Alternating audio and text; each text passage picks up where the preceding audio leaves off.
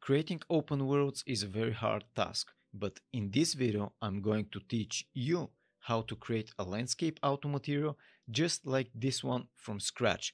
If you stay with me for the next almost 3 hours, I'll feed your brain with enough knowledge to create the landscape auto material of your dreams. This material will handle everything automatically, placing the textures based on landscape height, spawning foliages and other 3D objects based on the textures and the area that you've set up. This material will speed up your workflow by a lot. Once you've mastered it, you can create different landscape variations like deserts, rocky mountain, islands, forests, and much more. Just plug your material in your landscape material slot and everything will start working. Of course, everything in this material is tweakable and you can almost do anything with it. You can tweak the water, you can tweak the snow, and each layer of this material is completely tweakable and adjustable. If you are too busy to watch the whole video, I've created a membership program in my YouTube channel where I'll upload all my Unreal Engine 5 files, shaders and things that I've created. All the members will have access to download them and use them in any of their projects. The membership will cost $2.99 USD, which is what? Like a cup of coffee? So if you're willing to give up 1 cup of coffee, click the join button and get your hands on everything that I'll be creating. The join button is placed on my main YouTube page, and before we start creating the shader, I want to let you know that I've created few Unreal Engine 5 courses, and if you find any of the topic interesting to you, you can go into the description below and check them out. And finally, if you want 1 month of Skillshare premium subscription, you can find the link in the description.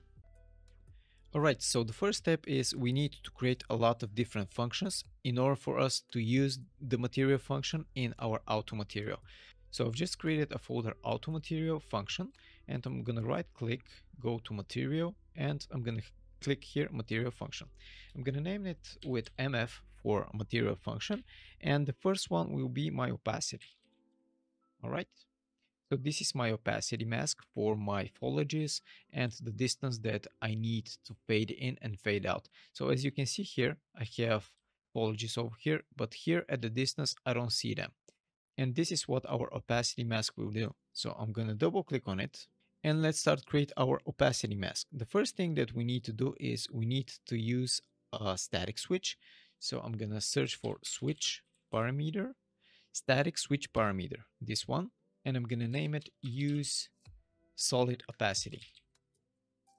So this will define if we're going to use solid opacity or not. And what I need to do for true is I'm going to put a parameter. So I'm holding 1 on my keyboard and clicking, left click over here. And I'm going to put the value to 1 and I'm going to connect it to true over here. I'm aligning everything over here in order for me, the graph to stay clean. All right. My solid opacity will have a group name of distance scaling. All right. And the next thing that we need to connect to the false is function input. Function input, this one, which is a vector tree. But here from the input type, I'm going to select and choose color. I'm going to name this opacity. All right. And I'm going to use the preview as default over here. All right. The priority will stay 0 and I'm going to connect it to false. So we've created the static switch between solid opacity and not solid opacity.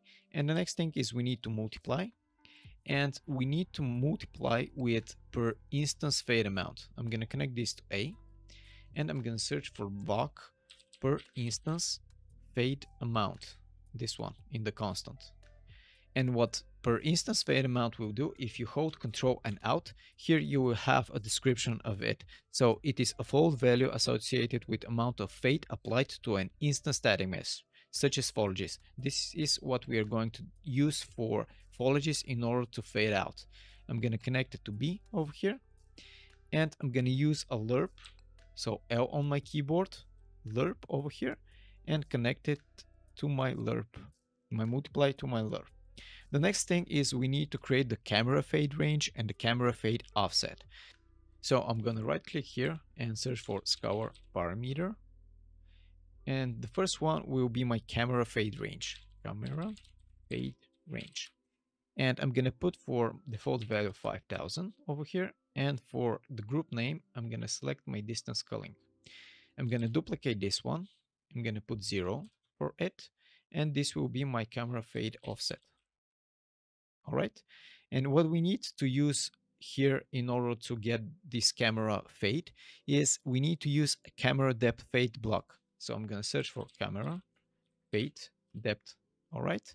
And the first one will go to the fade length, and the second one will go to my fade offset. Cool. I'm going to align this a little bit.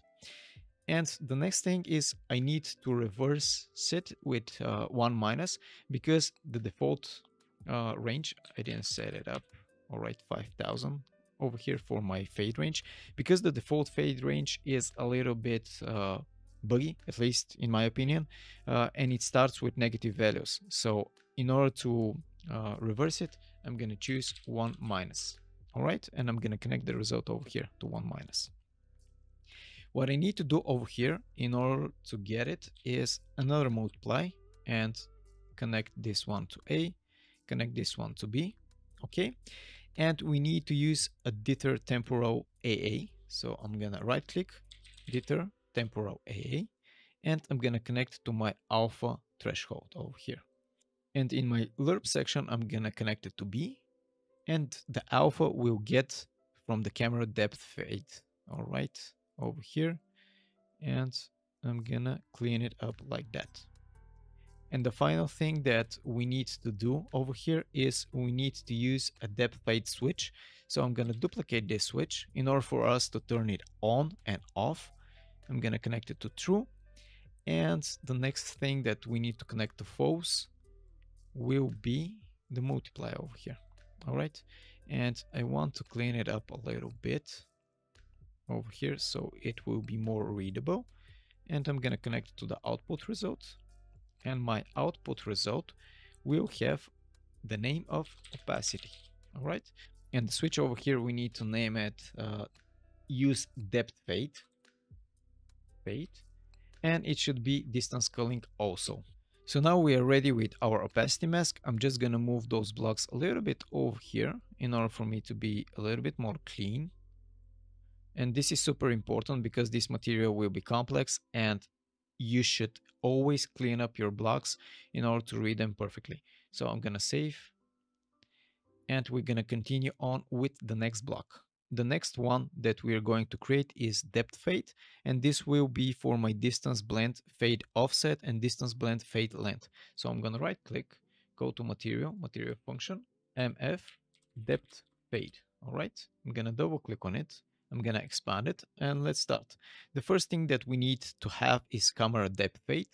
And this block is already created in Unreal Engine. So I'm going to search for it, camera depth fade. And we need to connect fade length, fade offset for vertex shader. That's it. And we need to connect it to the component mask. So I'm going to right click and search for component mask. And in this mask, you can enable and disable channels from RGBA, which is red, green, blue, and alpha. And in this particular case, I'm going to enable only the red channel. I'm going to connect it to the mask, and my mask will go to my output. And I'm going to name my output depth fade mask. And this will be the mask for my depth fade. And we need two scour parameters, scour parameter. And the first one will be distance blend fade length.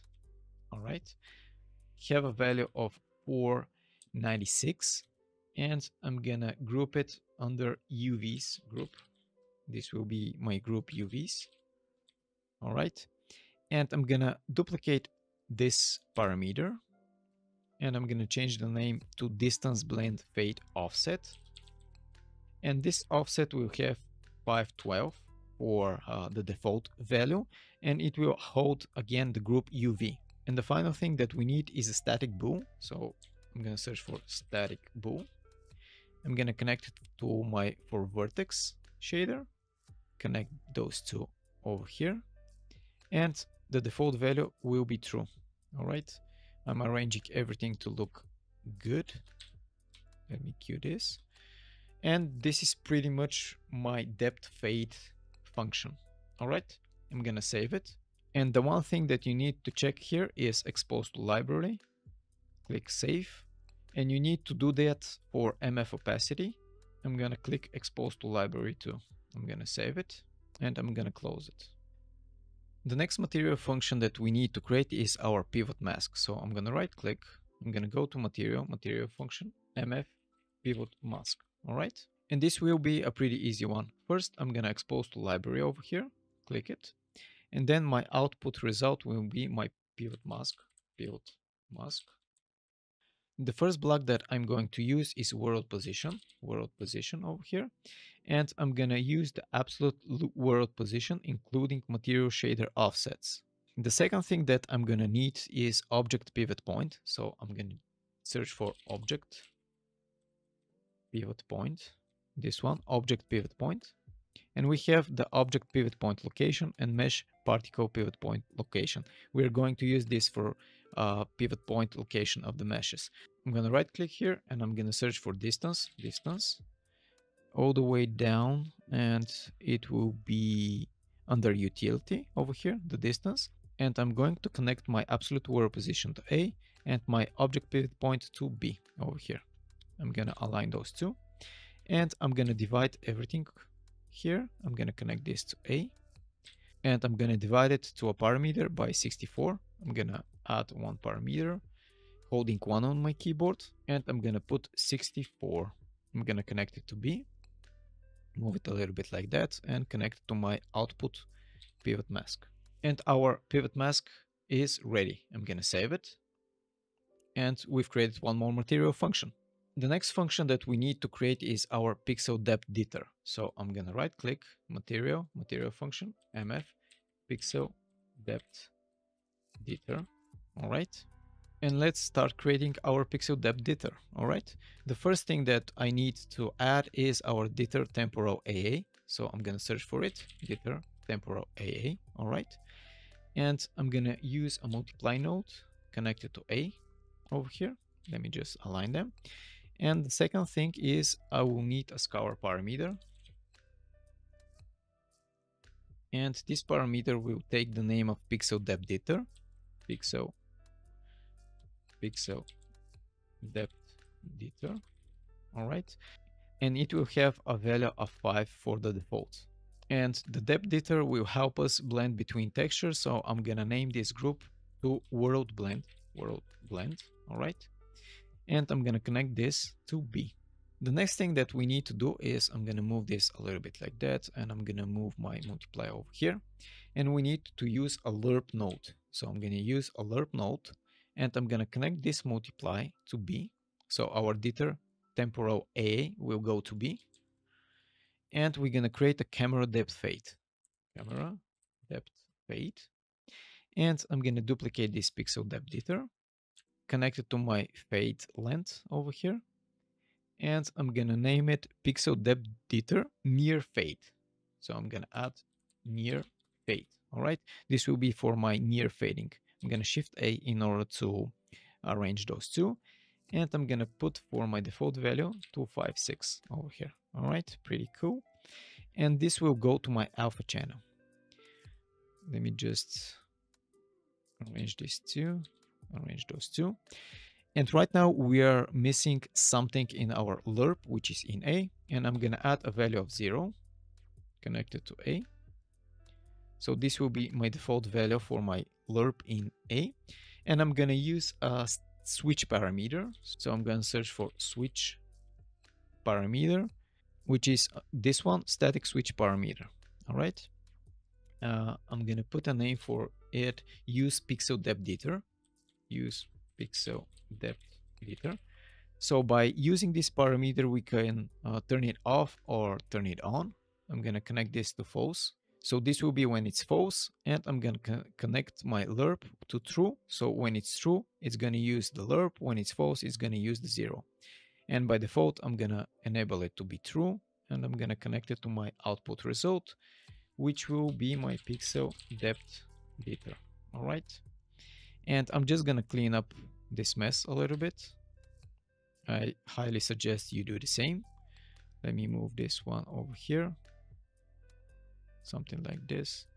I'm gonna align those two, or maybe not. I'm gonna keep them like that, and I'm gonna move this one over here.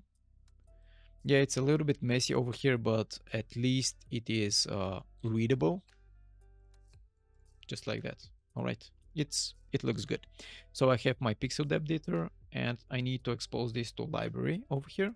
And finally, I need to group this to the world blend over here. And we're pretty much done with our pixel depth Dither. I'm gonna save it, and I'm just gonna align this one just like that. All right, to look a little bit better. I'm gonna save it again, and let's continue on with the next function. And the next material function that we're going to create is our slope mask, the mask that will create the slopes over here. So I'm gonna right click material, go to material function, mf slope mask. I'm gonna maximize, and let's start creating the function. The first thing that we need to do is expose it to the library over here. And I'm gonna rename this one to slope mask over here. All right. And the first block that we need to add is our pixel normal. So I'm gonna right click pixel normal WS. This is the coordinates that we need to input. And I'm gonna right click and search for slope mask. This is already created in Unreal for us, and we're gonna hook up our pixel normals to my tangent normals v3 over here. I'm gonna align it, and I'm gonna need to create a scour parameter. So I'm gonna right click function input, this one, and I'm gonna name this slope power. All right, this will be a scour function. All right, over here, and I'm gonna connect it to my fall off power. So this will control the power of the fall off.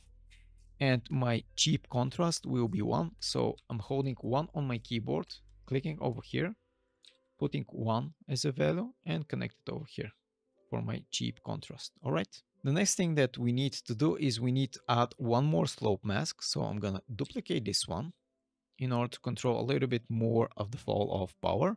I'm gonna multiply over here, connect my input over here, and use for B6 and connect it to the fall off power over here, to the fall off power. I'm gonna align those two. I'm gonna duplicate this value one more time, and this time I'm gonna use 2 for my value.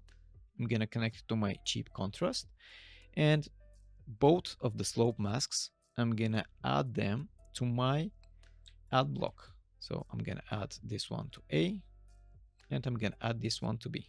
All right, and I'm gonna clamp the first one. So I'm gonna search for clamp, and the first one will be clamped. The second one won't be clamped. So let me just align everything here, and the first one will be connected over here. My minimum will be 0 and my maximum will be 1. And the second slope mask I needed to create for my normal maps. So I'm gonna duplicate this output over here. I'm gonna connect it over here, and I'm gonna use it for my normal maps. Let me just align those two. Let me align this again. And I'm gonna give this name slope normal mask. So this will work on my normal maps. And the next thing that I need to do is here is set priority 0. So this will be my first parameter, and this will be my second, as I've put 1. So I'm gonna save right now. And our material function for the slope mask is ready. For the next material function, as we want to have some water on our terrain, we're gonna create a water mask. So I'm gonna right click, go to material function, mf water mask. All right. And the first thing that we're going to do is expose it to the library. I'm gonna select this and call it water mask. All right. And this is a little bit more complicated, but stay with me. I'm gonna search for world position, this one, and I need to mask from here B channel. So I'm gonna right click and I'm gonna search for component mask, and I'm gonna mask only the B channel. I'm gonna connect it over here, Q to align them. The next thing is we need the water max world position, and we need to add both the mask B channel and the water max world position. So I'm gonna search for scour parameter, and I'm gonna rename this to water water max world position. All right. And I'm gonna leave the default value of 0. And for the group, I'm gonna name it 1_water. All right. Everything here will be 0. And this will be my group 1_water. And right now from here, I'm gonna use 1- in order to reverse this. I'm gonna Q. And as I said, we're gonna add this to A and this to B. All right. The next thing that we need to have is water world position power. And I'm gonna duplicate this one, the scour parameter, and I'm gonna rename this to water world position power. This will be the parameter for our water world position power. And here for the default value, I'm gonna put 0.301. All right. And I'm gonna duplicate the add block over here, connect the world position power to A, and leave the B to 1. All right. So we can play with it. And both of them, we're gonna be multiplying them. So I'm gonna multiply to A and to B. And I'm gonna reverse it one more time. So I'm gonna duplicate this, reverse it, and I'm gonna clamp it. Clamp. All right. I'm gonna clamp over here. So we're gonna have our min and max to 1. This is the first step of creating the max world position and the water world position power. Then we need to create the water slope power and the water edge contrast. So I'm gonna duplicate this one and I'm gonna name it water slope power. This will indicate our slope water power. And for the default value, I'm gonna put 1536 and it's gonna hold again this group. And the next thing that we need to add is I'm gonna duplicate this one and it will be water edge contrast. Water edge contrast. So this will be the contrast of our edges. And what I need to have is a slope mask. Slope mask. So we can define the slopes of this water. And I'm gonna connect the water slope power to my fall off power over here. And the water edge contrast, I'm gonna multiply. I'm gonna connect to A. Let me just queue this up and queue this one. And I'm gonna connect my multiply to cheap contrast. And the next thing that I need to have is a functional input, which will be a scour. So right click, function input. And this one, I'm gonna name it mask. Mask.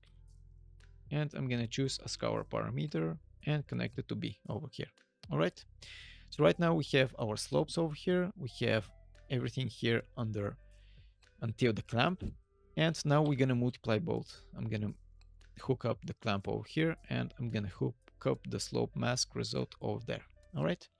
And the final thing that we need to have is snow vertex mask, which will indicate the snow because we want to have snow also. So I'm gonna multiply again this water over here mask, and I'm gonna duplicate this mask scour, put it over here and reverse it. So I'm gonna duplicate this 1-, connect this one here and connect this one to my B channel, snow vertex mask. Okay. And everything is multiplied over here. And I'm just gonna power it up with 4, with exposure a little bit. So I'm gonna search for power. I'm gonna connect it to my base and I'm gonna put exposure of 4 and connect it to my output water mask. So right now we have created the mask for our water. So right now I'm just gonna save it and continue on with the next function. The next material function that we are going to create is our roughness, which will be applied to our terrain, and we can use it inverted or reversed. So I'm gonna right click material function. So I'm gonna name it MF roughness. And the first thing is exposed to library. All right. And I'm gonna rename the output to roughness. All right. And the first thing is we need a function input. And I'm gonna name it roughness. And it will be a scour 1. Scour. And I'll have a switch parameter to true and false to invert it and reverse it. So what I'm going to do is I'm gonna search for 1-, and I'm gonna connect once here. And I'm gonna search for static switch parameter, this one, and I'm gonna name it use inverted roughness. All right. By default, it will be true, and I'm gonna connect the true over here, and the false will go over here. And this is how we can invert it or not invert it. And I'm gonna multiply it over here, a multiply node, and I'm gonna create two parameters which will define my roughness multiplier and my roughness power. So I'm gonna right click and I'm gonna search for scour parameter, and the first one will be roughness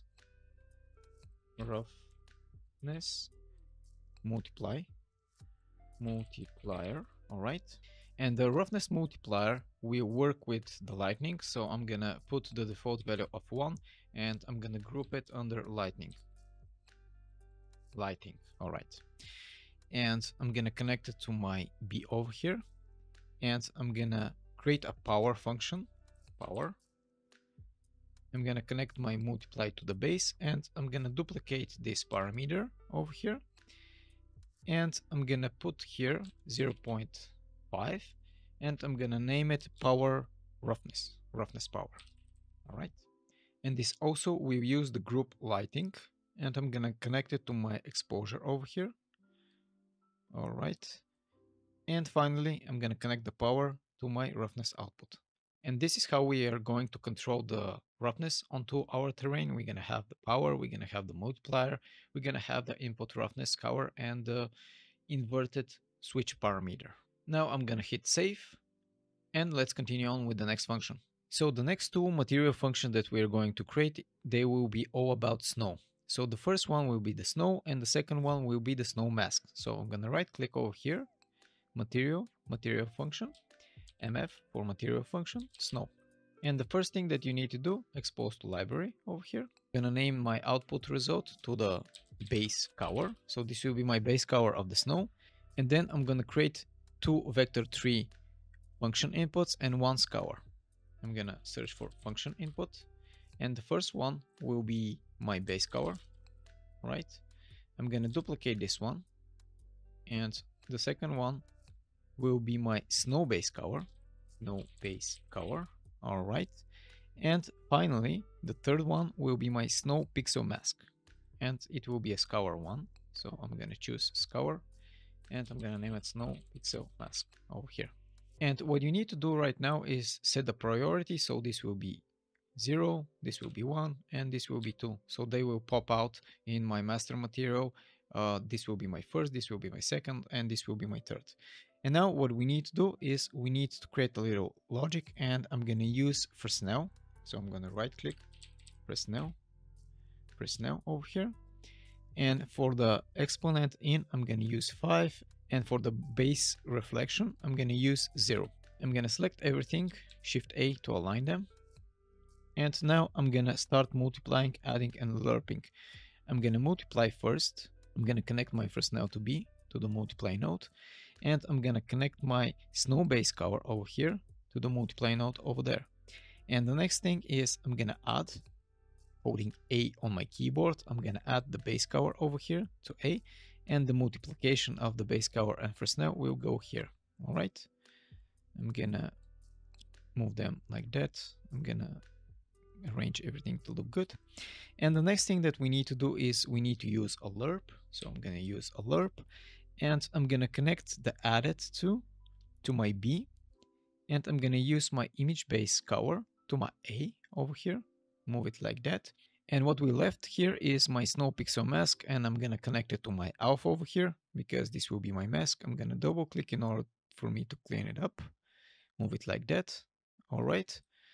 And finally, what we need to do is we need to use a switch parameter to turn it off and on if we want to use snow or not.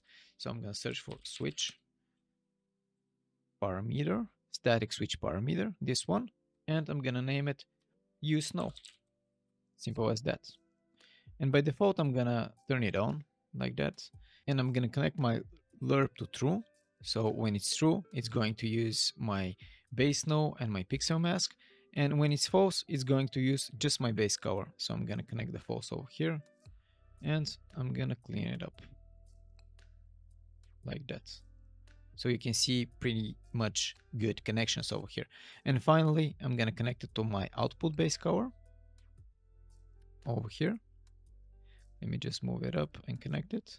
And finally, we need to add this parameter to a group. So I'm gonna name it 0_snow. And I'm gonna save everything. So this will be my snow. All right, let's continue on with the next function, the snow mask. So let's create the snow mask. I'm gonna right click, material function, MF, snow mask. All right. And this will be a little bit more complicated with a lot of connections, but anyway, let's start. I'm gonna click here, expose to library. And let's start with the first block. We're gonna need the absolute world position. So I'm gonna search for world position and I'm gonna use the absolute world position. I'm gonna mask it to B. So I'm gonna right click, component mask, and I'm gonna mask it to B, which is my blue channel over here. I'm gonna align it and I'm gonna create a scour parameter, which will be my snow world position, where I can define the position of the snow. Right click, scour parameter, and I'm gonna name it snow world position. All right, and the default value will be minus 1500. All right, and this will go under my group of 0_snow. All right, this will be the group for my snow. And after that I masked here and I used this scour parameter, I'm gonna reverse it. So 1-, and I'm gonna connect this over here, Q, in order to align it. And I'm gonna add those two. Gonna add them. All right. The next step is we need the world position power of the snow. So I'm gonna duplicate this one and I'm gonna name it snow world position power, so we can define the power of the world position. And for the default value, 0.0001. This will be my default value. Again, it will be under the group of snow. And I'm gonna create a mask for it. So I'm gonna need a function input over here. And I'm gonna name it mask. All right. And this will be a scour parameter, scour. All right. And I'm just gonna add those two. Shift A to align them, hold A on my keyboard to create the add block, connect it to A, connect it to B. All right. And then we're going to multiply those two. Multiply here and here. I'm going to move it to look pretty. And finally, I'm going to clamp everything. So I'm going to right click, clamp over here. I'm going to connect the clamp and I'm going to use 0_1 for my clamp. All right. So we've created the first step of this. All right, I'm gonna move it because this one will be big. The second thing that we need to create is vertex normal VS. So I'm gonna search for vertex normal VS. And the next thing that we need to do is our pixel normal VS. All right, I'm gonna align them too. And we need to mask again the B channel. So I'm gonna use component mask. And I'm gonna mask just the B channel over here. And I'm gonna duplicate this one and connect those two over here. I'm gonna use Q to align them. I'm gonna move them a little bit down. And what we need to add is snow mask multiplier and snow mask power. All right. So I'm gonna use the multiplier here, M multiply, and again multiply node. And I'm gonna connect to A. And here I'm gonna connect again to A. And I need to create another parameter, which will be my snow mask multiplier. So I'm just gonna duplicate this one, the snow world position. All right. And I'm gonna rename it to snow mask multiplier. Okay. And I'm gonna put for the default value 1.4. I'm gonna connect my multiplier to B channel of each multiply node over here. All right.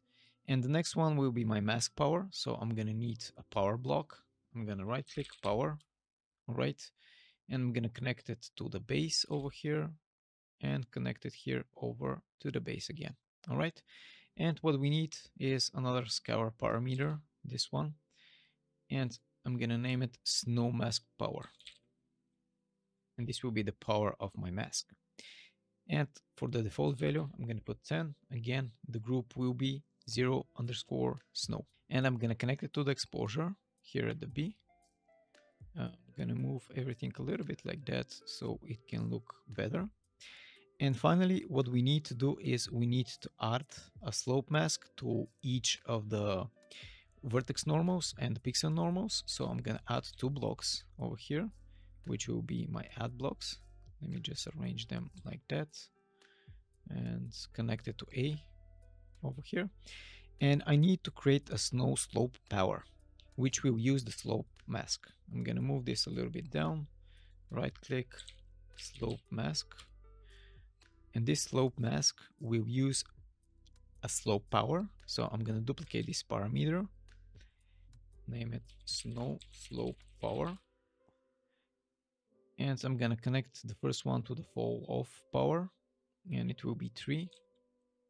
And the second one will be just a value. So I'm holding one on my keyboard and connecting to my cheap contrast. And this will use a value of 2. Of course, my slope power will be under the group of 0_snow. And as I told you before, we need to add this to the add node of each of the pixel normal and vertex normal. So I'm going to add the slope power here at B, and I'm going to add it over here at B. And like this one, like the absolute, we need to clamp it. So I'm going to duplicate 2 more clamps over here. I'm going to move them like that, and I'm going to clamp it. This is just because we need to get the range correct, and the range is from 0 to 1. All right. I'm arranging everything to look pretty clean. And finally, what we need to do is we need to connect and multiply those clamps and clamp again. So I'm going to add multiply node over here with M on my keyboard. I'm going to connect the first clamp to A. I'm going to connect my second clamp to B over here. I'm going to duplicate and do the same for the second one. My second clamp will go here at A, and this one will go at B. And as I said, we need to clamp again and get different output results. So I'm going to duplicate 2 times this clamp, connect over here. I'm going to align it like that, Q. I'm going to align this like that, Q. And I have a little bit ugly connections over here, so I'm going to make them look like that to be more clean. And the first result will hold my snow vertex mask, and the second one will be my snow pixel mask. So I'm going to connect this one to this one. So this will be my vertex mask, and I'm going to duplicate this output, connect it over here, and this will be my snow pixel mask. So we're creating the snow masks, the pixel and the vertex mask. And finally, what we need to do is we need to set up the priority. So this will be 0 and this one will be 1. And we're pretty much done with the snow masks. I'm just gonna save it. And here you can see how we are masking a little bit on that sphere. The black will not have snow and this will have snow. And if you start tweaking those parameters, you're gonna have a different results, but we're gonna tweak them in our master material. So just save this and let's continue on with the next material function. Let's continue on and create one that will be combining our normal with a simple function. So I'm going to right click material function, mf, combine normals or normal simple. All right. And this will be a pretty easy one. We're going to have a normal A and normal B, and we're going to combine them. So I'm going to right click and I'm going to search for function input. And the first one will be normal A. All right. I'm going to duplicate, and my second one will be the normal B, and I'm going to set the priority. So this will be 0 and this will be 1. In my master material, they should be showing like this. And I'm going to split the component to RG and B, and we're going to append them. So I'm going to right click, split component under MISC, this one. I'm going to split our normal channels. I'm going to duplicate and I'm going to split the second one. All right. I'm going to move them a little bit down, and I'm going to use add parameters, multiply and append. So I'm going to use them like that. I'm going to use one add to my R channel over here. Let me connect it. And I'm going to use a second add over here for my green channels. So I'm just combining my R channel of the first one to the R channel of the second one. Pretty easy, pretty straightforward. My green will go here. My green will go here. And I'm going to need one more for my blue channel. I'm going to move this like that. Blue channel over here and blue channel over there. Let me just move it down like that. I'm gonna crisscross them a little bit. Let's try Shift A. All right. So we have our add, and now we need to append. I'm gonna append the R and the G, and RG will be appending with the blue channel. I'm gonna right click and search for append vector. This one, append vector. And I'm gonna append my R and my G, all right, of the two textures. And those will be appending with my blue channel over here. All right. And what we need to do is expose to library and connect to my final result over here. And this is pretty much our combine normal, the simple method. I'm gonna save it.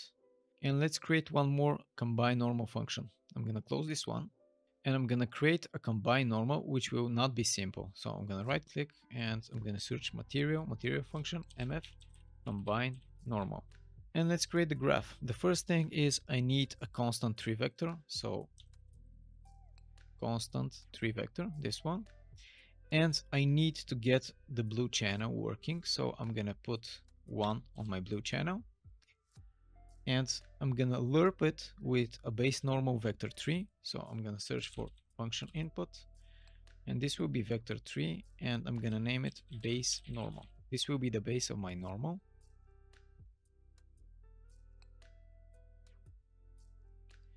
And for the set priority, I'll leave it to 0. The next one will be a scalar parameter, which will define my base normal intensity. So I'm going to duplicate this one. And this will be my base normal intensity. And this will be a scalar parameter. And I'm going to click use preview over here. And for the set priority, I'm put 2. All right, I'm putting 2. And here for the preview, I'll add a value of 1. So I'm holding 1 on my keyboard and I'm adding a value of 1 just to have some preview over here. I'm going to duplicate this one. I'm going to duplicate the value again and connect the value. And the second one will be my add normal intensity. So this will be my add normal intensity, the intensity that I want to add to my normal. And right now, the next step is to lerp them. I'm going to use lerp and I'm going to connect this one to my A and my input base normal to my B and my input base normal intensity to the alpha over here, right? This will be my first lerp, okay? And I'm going to duplicate this one. Let me just move it like that. And I'm going to create a second lerp, which will have for my alpha at normal intensity, all right? And I'm going to connect this one to my A. And I'm going to connect this one to my alpha. Let me just align them. And for my B, I need a different at normal vector 3. So I'm going to duplicate this input base normal, duplicate it. And I'm going to connect it to my B over here. And I'm going to name it at normal. And for the priority, I'm going to set 1. And since this is a duplicate of my base normal, the priority will be 2, but I'm going to change it to 3. And just like before in our normal simple, we will need to split the components and add them, multiply them, and append them. All right. So let's do this. Here for the output, I'm going to name it to normal. So this will be my normal. So let's start splitting the components and adding them. Right click, split component. Connect it over here. I'm gonna duplicate it, connect this over here, and let's start add and append them. Just like before, I'm gonna add my R here to my A and my R here to my B. So we have added the red channel. I'm gonna add my green channel over here to the second one. So green channel here, green channel over there. And finally, I'm gonna append those two. Right click, append, which will be append vector. I'm gonna connect it over here like that. I'm gonna connect it here over there to B. And now what I need to do for my blue channel is I want to multiply and append them. So I'm gonna multiply over here, and I'm gonna connect my blue over here to A and my blue over here to B, just like that. And now I'm gonna append those two, append the first one, the RG, and append the second one, which is my blue channel. Let me just clean this up a little bit like that. Oops, I accidentally hit here add. So what I need to have is append, not add. So I'm gonna connect it, and I'm gonna connect it. And finally, we need to combine this over here to my output normal. All right, so we're pretty much done with our combine normal, and I'm gonna save over here. Our graph looks good, and let's continue on with the next function. So the next function will be our water, and our water will be a little bit complex. So let's just start and not waste any time. Right click, material function, mf water. And the first thing that we're gonna start with is our base color of the water. So I'm gonna go over here. So the first thing is a vector tree. So I'm gonna search for function input vector tree, and this will be my base color of the water. And the next is we need a constant for vector parameter. So I'm going to search for constant for vector, this one. And this can give us the default values of RG and B, and we can select a different color. And the one thing that I'm going to do is I'm going to convert it to parameter. So I'm going to right click and convert to parameter over here. I'm going to name it water color. So this will be the color of our water. So here from the group, I'm just going to put one_water. So this will be our one water. And here for the color, you can define something that you want for your water. All right, this will define my water color. All right. And what we need to do here is we need to lerp them. So I'm gonna hit L on my keyboard, and I'm gonna connect my input base color to A and my water color RG and B to B. All right. The next is we need a switch parameter to turn it off or on the water, of course. Let me just move it like that. And I'm going to search for switch parameter, static switch parameter, and I'm going to name it use water. This will be the parameter in order for us to turn it on or off the water. So I'm going to connect to true if you want to have this color for water. And I'm going to connect it to false if we don't want it. All right, the default value will be true. And I'm going to duplicate this one, and I'm going to name it base color. Base color. This will be the base color of my water. I'm going to connect it over here. And for my switch parameter, I'm going to select the water group. But we are missing our alpha, and we need to create a water mask. So I'm going to duplicate this one, and I'm going to name it water mask. And I'm going to put the priority of my water mask to 4 over here. And I'm going to change it to a scalar parameter. All right. And what we need to do is we need to clamp it to connect it to my alpha. So I'm going to search for clamp. I'm going to connect it over here, and I'm going to clamp it to 0.9. And this is because I want it not to be going all the way up to 1. All right. So this is my first thing, my base color. We're going to create a lot more.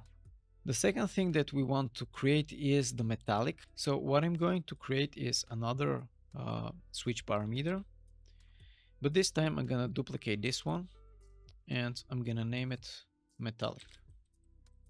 All right. I'm going to connect the parameter over here, and what I'm going to have is a multiply, and I'm going to multiply the mask, connect the mask, connect it to my true. And if the metallicness is false, this is true by default, I'm going to use 0. So I'm holding 1 on my keyboard, connected to my false node over here.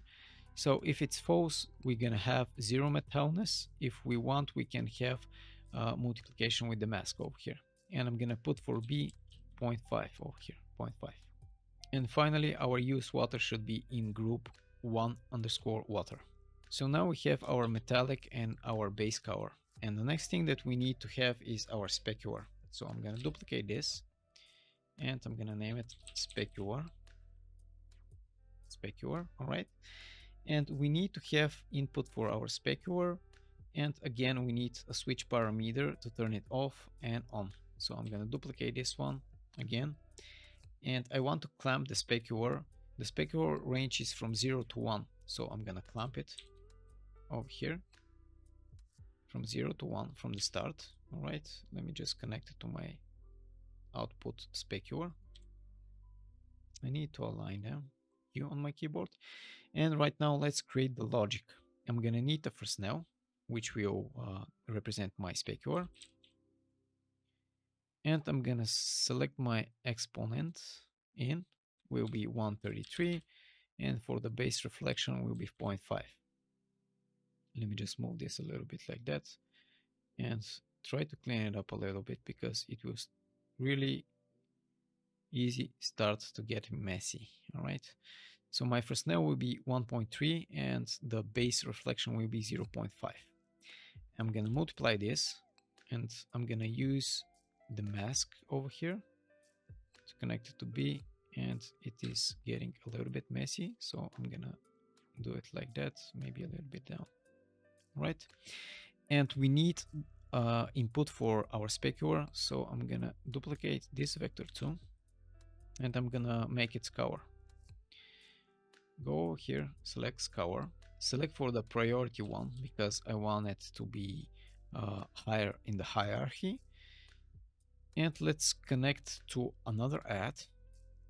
So I'm gonna move this a little bit back, and I'm gonna create an add node over here, add over here, be over here, and I'm gonna connect the false over here. So when we don't use the Specular, it will be this scour parameter, and what I need to do is rename it Specular. So it will use the Specular over here, but if we turn it on, it will use also the mask. So I'm gonna connect it to true over here. Let me queue everything. And right now we've connected our Specular. Keep in mind to have this in a group 1_water. And now we have our color, we have our metallic and our Specular. Align them. And the next thing is roughness. So let me create the roughness. Shift A, roughness. All right. And what I'm missing is the priority. I forgot the priority. So this is 0, this is 1, this is 2, and this is 3. All right. Let's go and create the roughness. It will be pretty much the same as the previous one. Use water over here, connected to my output roughness. Let me align them. I'm just moving them a little bit down. And we need an input scour. I'm gonna name it roughness. I'm gonna change the priority to 2 over here. And what I'm going to do is I'm gonna use a multiply node, connect my A over here, and I'm gonna connect my multiply to true. And if I want my roughness to be false, I'm gonna connect it directly to my roughness. So I'm gonna move it like that, and this I'm gonna clean it like maybe like that. Okay, but now we are missing B, and what we have in B, we need to have power in order to boost our roughness, and we need to reverse this mask. So I'm gonna drag and drop here 1- to reverse it, and we're gonna use a power node, power. Okay, and connect my power node to B and put for exposure 4.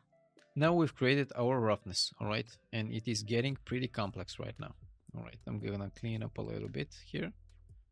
Let me just clean up. And now we are going to get deeper with the normal map, all right? So for the normal map, I'm gonna use the world coordinates, which will be a vector2. So I'm gonna duplicate this scalar parameter, and I'm gonna use vector2 because it is a flat. We are using textures, so that is why it is vector2. We have only x and y, or u and v in this case. This will be my world coordinates, all right? And I'm gonna set the priority to 4.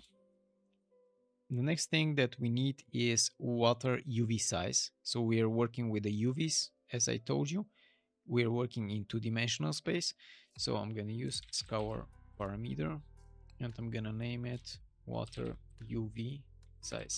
All right. And for the size of the UVs, I'm gonna set 12 for my default, and I'm gonna add the group in water so we can control it. And what we need to do is we need to divide our world coordinates to our water UV size. So I'm gonna use a divide node, D on my keyboard, connect A, connect B. Now the next thing is we need to use spanners and textures. So the first thing is I'm gonna multiply over here, connect here, right click, spanner. This is for my coordinates, and I'm gonna connect it to my coordinates. You have time and speed. This will move the water on the surface. So I'm gonna put 0.01 for my Y value.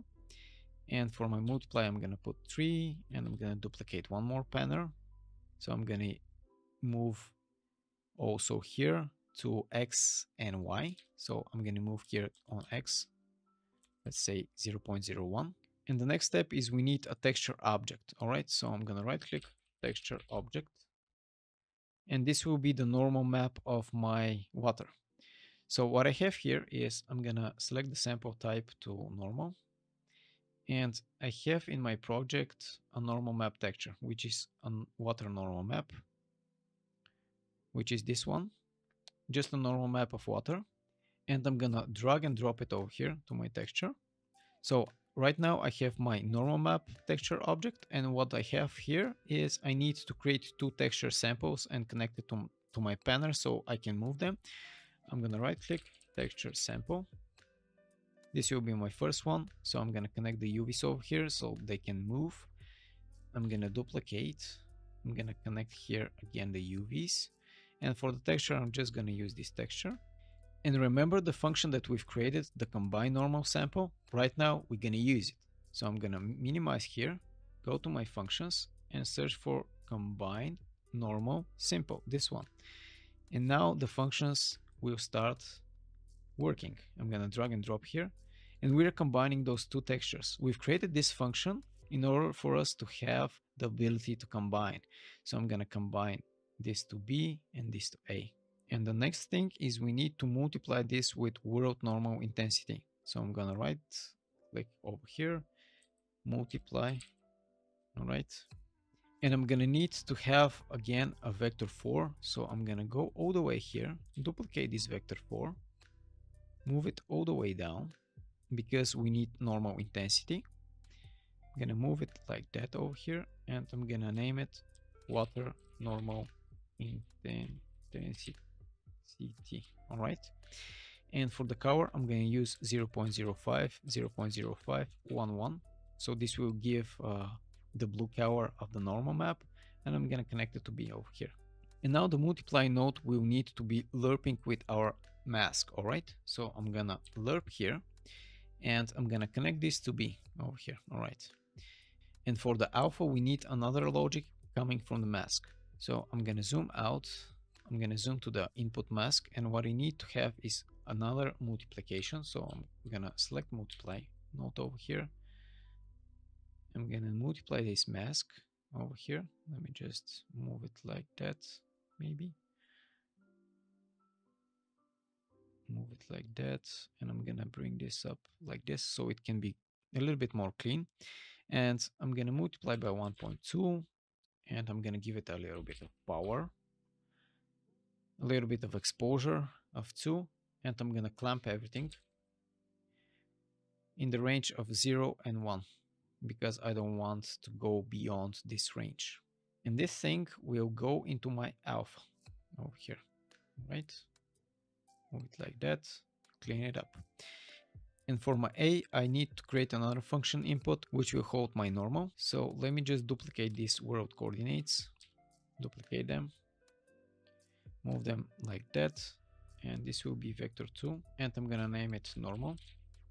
All right, this is vector 2, and this one, the world coordinates, should also be vector 2. I just forgot that this should be vector 2. I just didn't change it. And this should hold sort priority 3. And let me connect it to A over here. Let me just move it like that so it can be a little bit cleaner. It's still a little bit messy. You can use reroutes, but right now I'm not using reroutes. And the final thing is we need to create a parameter, just like this one, a switch one, where we can switch on and off. So if it's true, it is on, and if it's false, we can get it from here. Let me just fix that pretty quickly. So if it's true, we're going to use all the logic. If it's false, we're going to use just the input normal. Okay. And what we have here is we need the output result, which output result will be my normal. The normal is a little bit complex, but it will give you a great results. And it gives me a little error over here, which is fault 3 and fault 2. And this is because I set up my input normal to be vector 2 and it should be vector 3, just like that. And we fixed that error. So a little mistake I made over here, it should be vector 3 because we have RGB, all right? And here we have vector 2 because we are just moving the coordinates of the UVs of the texture, all right? So this is the difference. And the final thing that we want to create is a little reflection of our water. So what we can do here is from my multiply, I can mask the RG component mask, which will be RNG, all right? And from here, let me just move this like that, all right? And from here, we can multiply with water reflection intensity and make a little bit of reflection. So I can multiply over here, M on my keyboard, connect it over here.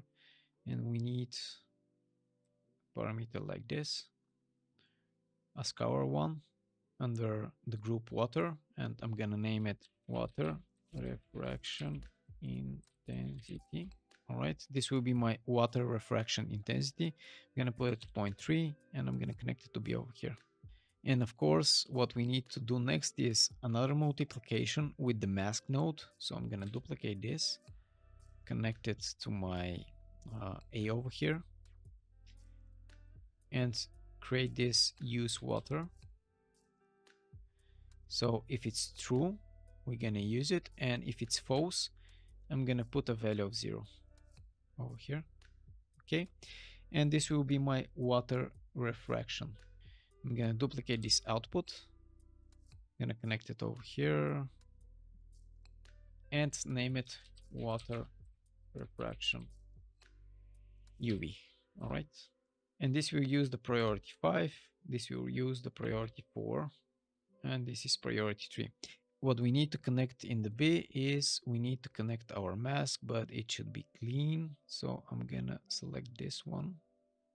Let me just zoom in, this one, and I want it to connect to B. And right now this is looking pretty ugly, so I'm gonna fix it. I'm gonna reroute it over here, and I'm gonna reroute again.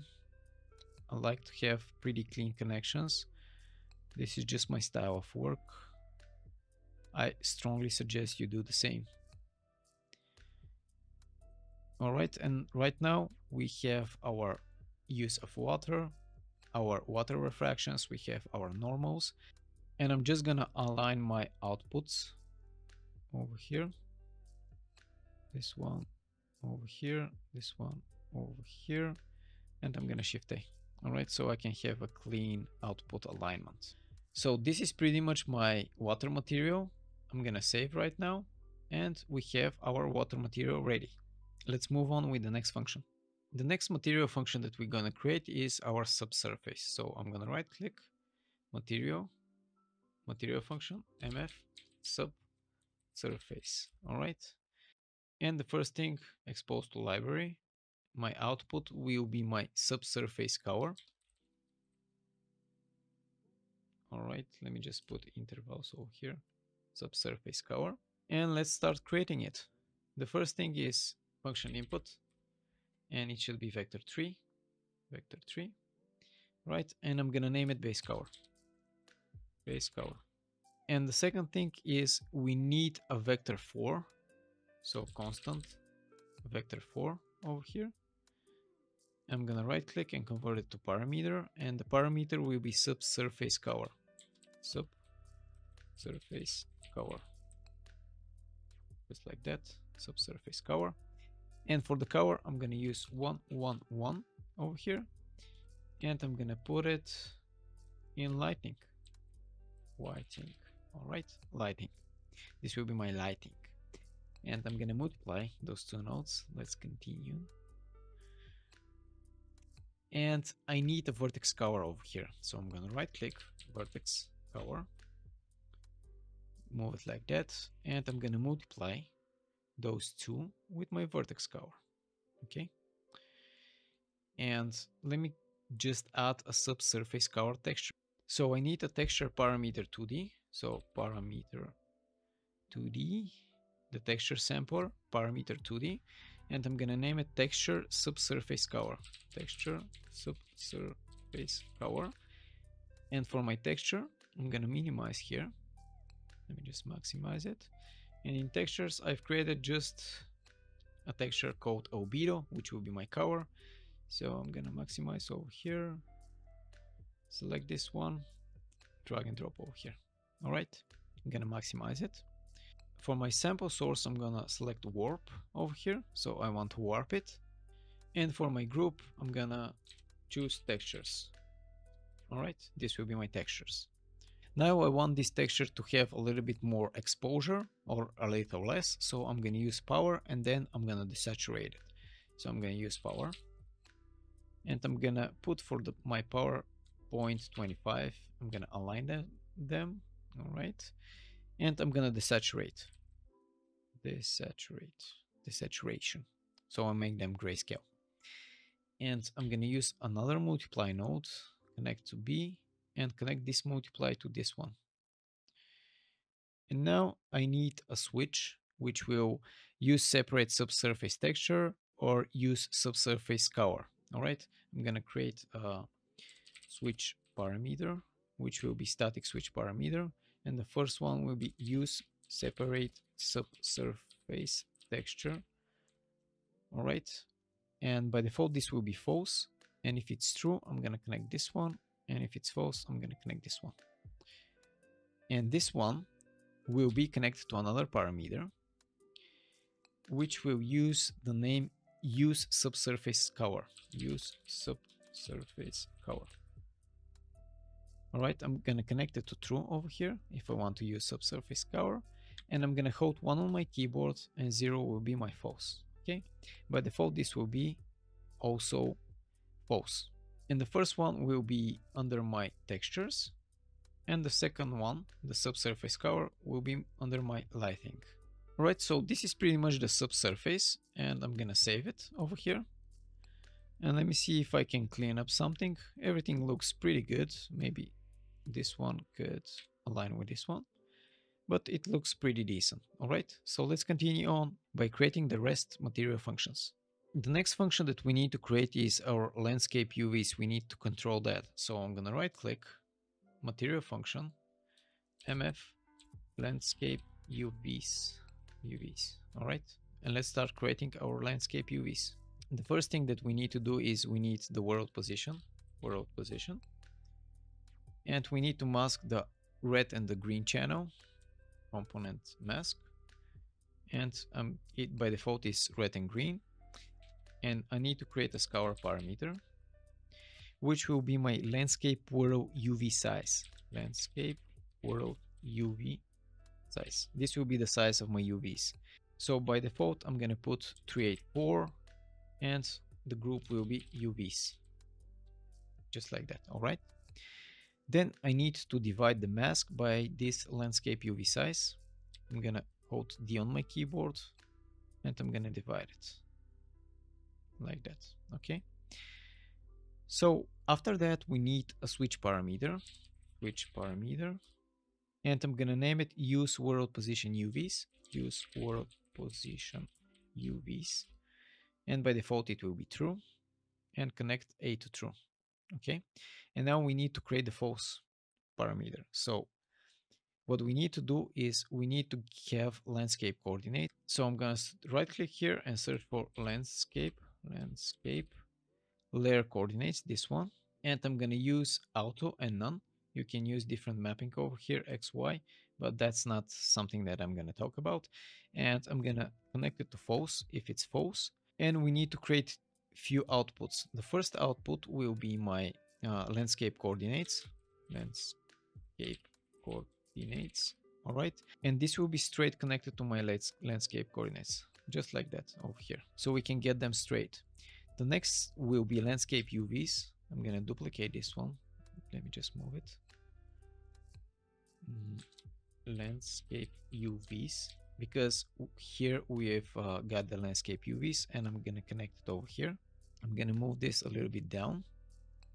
After that, we need to get the world coordinates. So I'm going to duplicate this and name it world coordinates. And I'm going to connect the dividing over here. When we divide, we can get the world coordinates. And finally, we need to get the world coordinates row without the division over here. And we need to get it from the mask over here. So I'm going to duplicate this.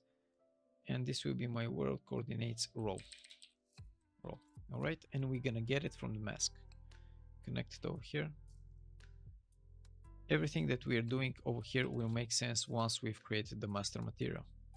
So bear with me until the end, and you're gonna have a perfect world master material. And now what we need to do is set priority 0, 1. This will be my 2, and this will be my 3. All right. And for my use world position UVs, I'm gonna put it in the UV group. And in the end, we're gonna expose this to the library. I'm gonna save it, and our landscape UVs are done. Let's continue on with the next material function. Alright guys, so the next function, material function that we want to create is how the layers will blend. So I'm gonna right click, go to materials, material function, MF, layer blend. And this will define how our layers will blend. So the first thing is to expose to library. And let's start. We're gonna create function input. And this function input will be a vector 3. And the first input will be rock base cover. Rock base cover. So this will be the base cover of my rocks. I'm going to duplicate this function. And the next will be my stones base cover. Stones base cover. And I'm going to set the priority to 1. I'm going to keep duplicating this. I'm going to create the mask for the stones. So stones mask, and stones mask will hold the priority 4. I'm going to duplicate this one, and I'm going to create the grass base cover. Grass base cover. And the priority will be 2. The next thing that we want to create is the grass mask. So I'm going to duplicate this one, and this will be our grass mask. And the priority will be number 5. And we want to create 2 more. So I'm going to duplicate the mask, and this will be our dirt base cover. All right. And it will hold the priority number 3. And finally, I'm going to create a mask for the dirt. I'm going to duplicate this dirt mask, and it will hold the priority number 6. So let's create a little logical on all those blocks that we've created. I'm going to lerp the first 3. So I'm going to use L, and I'm going to connect the rock base cover to my A. I'm going to connect the stones base cover to my B, and my stones mask will go to my alpha. All right. Then I'm going to duplicate this lerp, and all those things, the rock, the stones, and the mask, will go into A over here. And into B, I'm going to plug my grass, and my grass mask will go to the alpha. So here, B grass, and the alpha will go here. And finally, we have the dirt, which will lie underneath. So I'm going to duplicate this. I'm going to connect this lerp to A. I'm going to connect the dirt base cover, to B, and the alpha all the way to the alpha channel. So for the result, I'm just going to duplicate. I'm going to move this result, and I'm going to name this base cover. And this will hold a priority of 0. And I'm just going to connect the lerp over here. All right. So those are the base covers over here, but we need to create the normal maps for it. So I'm going to duplicate this one. I'm going to use again vector 3, and this one will be rock near normal. So those will be the near normals. The set priority will be 8. Then I'm going to duplicate this one.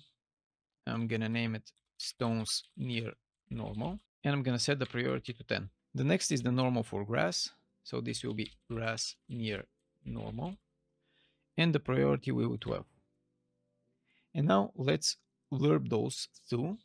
So I'm gonna hold L on my keyboard, and I'm gonna lerp the rocks nearest normal to A, and I'm gonna connect the stones near normal over here to B.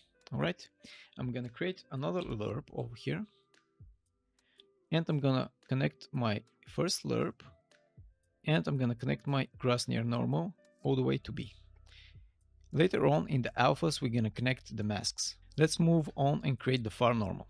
So I'm gonna duplicate this one, move it like that, and this will be rock far normal, and we'll have the set priority of 9. I'm gonna duplicate this one, and this will be my stones far normal. A little repetitive content, but it's necessary. The priority will be 11, and I'm gonna duplicate this lerp, and I'm gonna connect those two over here, A and B. All right, and next we want to create the grass far normal and the dirt near normal. So I'm gonna duplicate this and name it grass far normal. Will be vector 3, and we'll hold the priority 13. And then I'm gonna duplicate once more, and I'm gonna name it dirt near normal. All right, it will hold priority 14. Right now I want to lerp again the grass normal. So I'm gonna duplicate this. I'm gonna connect this lerp over here to A, and I'm gonna connect the grass normal over here to B. I'm gonna move this to look a little bit clean. Now we need to create the snow near normal. I'm gonna duplicate, and I'm gonna name this snow near normal. We'll hold priority 16, and I will need to duplicate 2 more times for the dirt far normal and the snow far normal. So I'm gonna duplicate this one. This will be my dirt far normal, and it will be priority 15. And the last one will be my snow far normal, and it will hold priority 17. All right, so we've created all the vectors that we need. We've lerped some, and now we have to create the masks for them. So I'm gonna duplicate this 4 times, 2, 3, 4 times, and I'm gonna start with the first one. And the first one will be my stones normal mask, and the priority will be 18. The second one will be grass normal mask, priority 19. Let's do the third one, will be dirt normal mask. All right, priority 20. And the final one will be snow vertex mask with priority of 21. And we're gonna use those masks in our lerps, and in order not to create spaghetti, I'm gonna reroute them. So how to reroute them? Just drag and drop here and search for reroute, and choose add named reroute declaration node. All right, and for the name I'm gonna choose stones normal mask underscore air for reroute. I'm gonna use R for reroute.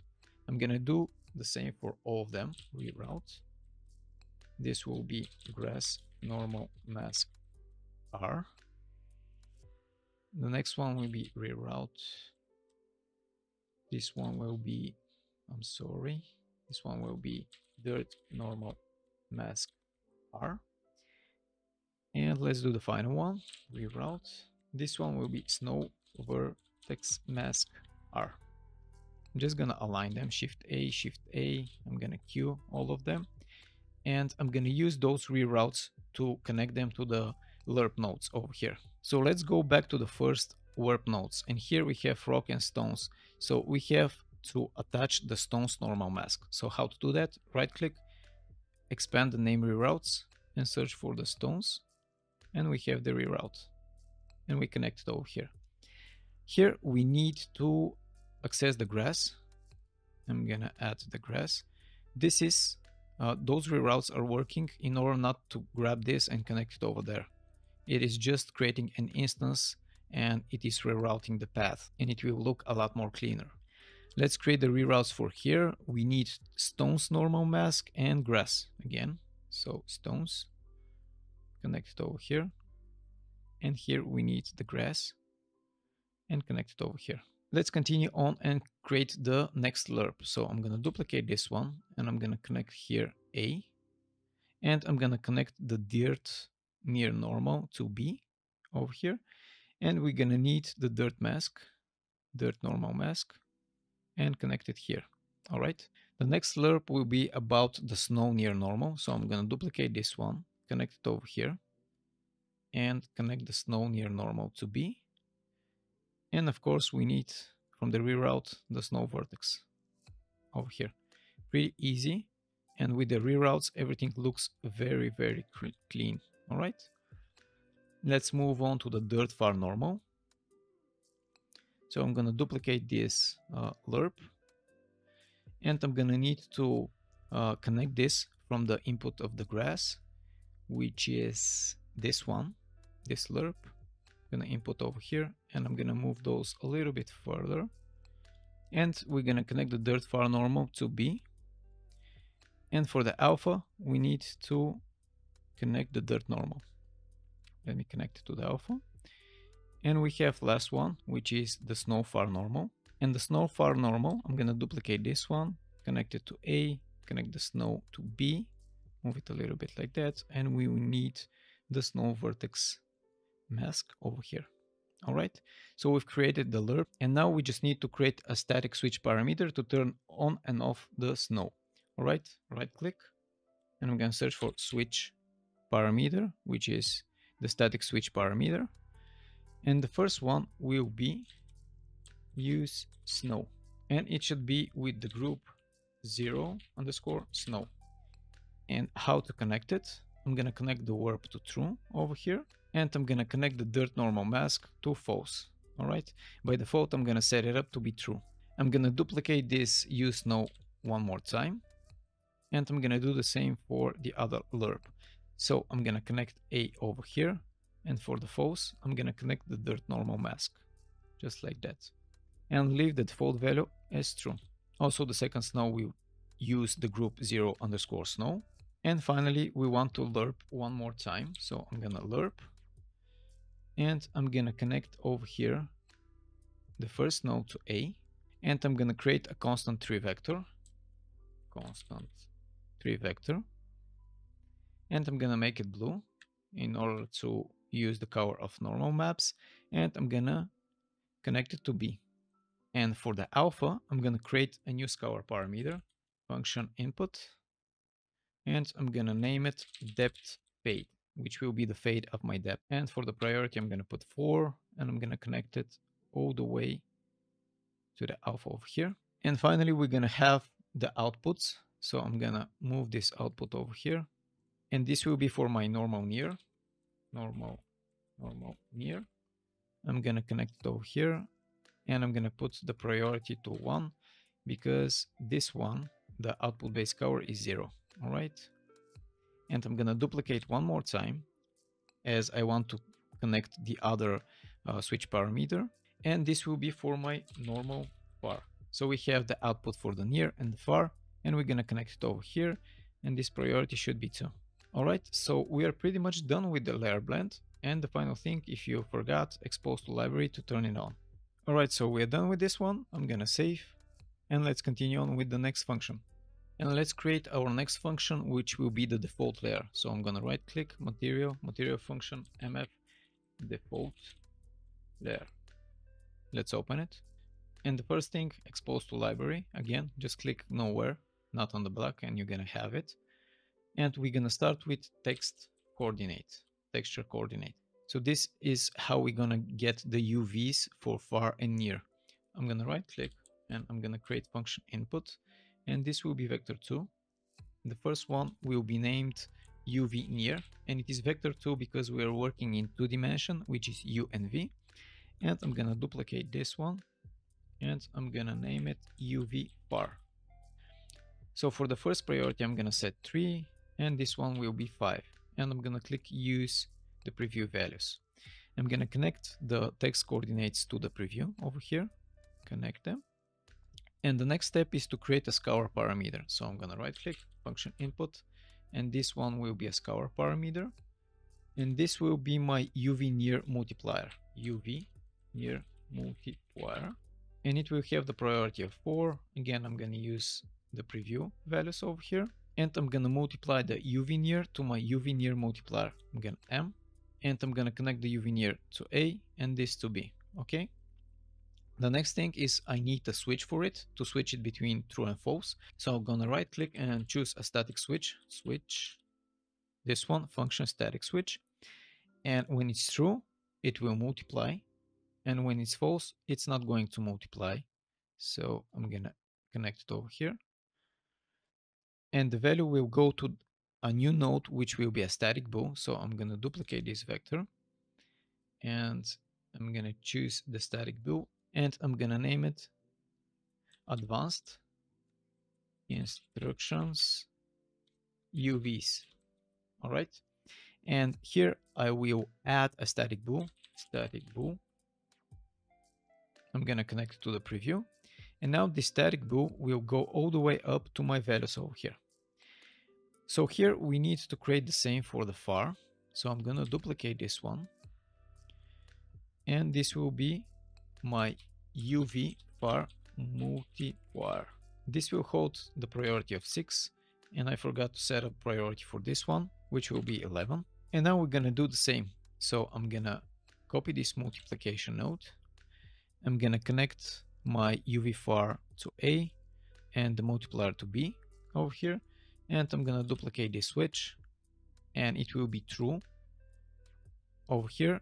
And if it's false, I'm going to use the UV far over here. I'm going to reroute it like that so it can be a little bit more clean. I don't like how this looks. It is not so clean over here. So I'm going to try to reroute it like that and maybe like that. That looks a little bit better. Yeah, definitely. Let me just move this a little bit down. Those attentions to details are pretty much important later on if you need to make changes, let's say a month later, and you can see your connections. And now I need to connect my advanced instructions UVs to the value over here. And I'm going to clean this up too. The next is we need to add our water refractions. So I'm going to duplicate this one. And I'm going to name it water refraction UV. This will be for the UVs of the water refraction. And the priority will be 7 for this one. And again, it will be vector 2. So I'm going to add it to this switch over here. Let me just add it like that. And next we want a texture object and a texture base color. So I'm going to right click texture object. And for my texture object, I've created a basic texture which will represent color.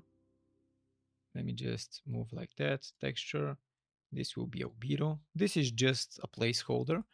And from here, I'm going to drag and drop and function input. And it will be textured 2D. And I'm going to name it texture base color. After that, I need to create a depth fade mask. So function input. And I'm going to name it depth fade mask. It will hold the priority of 2. And I'm going to set the use preview value as default. And I'm going to multiply this depth fade mask. I'm on my keyboard. And I'm going to connect it to A. And I'm going to put a value of 0.75 to the multiplication. After we've created the texture base color, the texture object, and the depth mask, what we need to do is we need to add a texture sample. So I'm going to right click texture sample over here. And I'm going to start connecting my texture sample. I'm going to move this a little bit like that. First, I'm going to get the UVs from here. I'm going to connect them over here. And the texture, I will get it from here. So I'm going to connect the texture. And I'm going to change the sample source to wrap. And I'm going to duplicate this texture sample one more time. Let's move it all the way back. And I'm going to use the second for my UVs over here. And I'm going to connect the texture over here too. All right. And I'm going to create 2 more texture sample for the normal maps. This will be for the normal map. And I'm going to connect the UVs from the first one all the way down. And I'm going to duplicate one more time. And I'm going to connect the UVs from the second one over here at the UVs. And those two texture samples should be normals, normal, and this should be normal. And let's create our normal map. I'm gonna duplicate this texture object and the input texture base color. I'm gonna just duplicate them. And I'm gonna put normal over here. I'm just gonna use this water normal map as a placeholder. And here for the texture 2D, I'm gonna rename it to texture normal. And I'm gonna set up the priority to number 1. And I'm gonna connect the texture over here to the texture slots. Texture. All right, I'm gonna rearrange a little bit. And the next thing is I'm gonna lerp the depth fade mask with our texture samples, which will be the color ones. So I'm gonna use L on my keyboard to lerp them. And I'm gonna connect my depth fade mask to my alpha over here. Let me just clean it up a little bit. Okay, and I'm gonna connect the RGB to B and the other one, the texture sample, to A. And after we warp them, I'm gonna create a color correction and choose a constant vector 3, this one. I'm gonna move it a little bit back, which will create the color correction. And I'm gonna duplicate this vector 2, but I'm gonna change it to vector 3 as it's going to be RGB. I'm gonna add it to preview and I'm gonna give it the priority to 8. And of course, I'm gonna change the name to color correction. After that, I'm gonna multiply our lerp with the color correction. So multiply A and our warp over here. And I'll create a switch.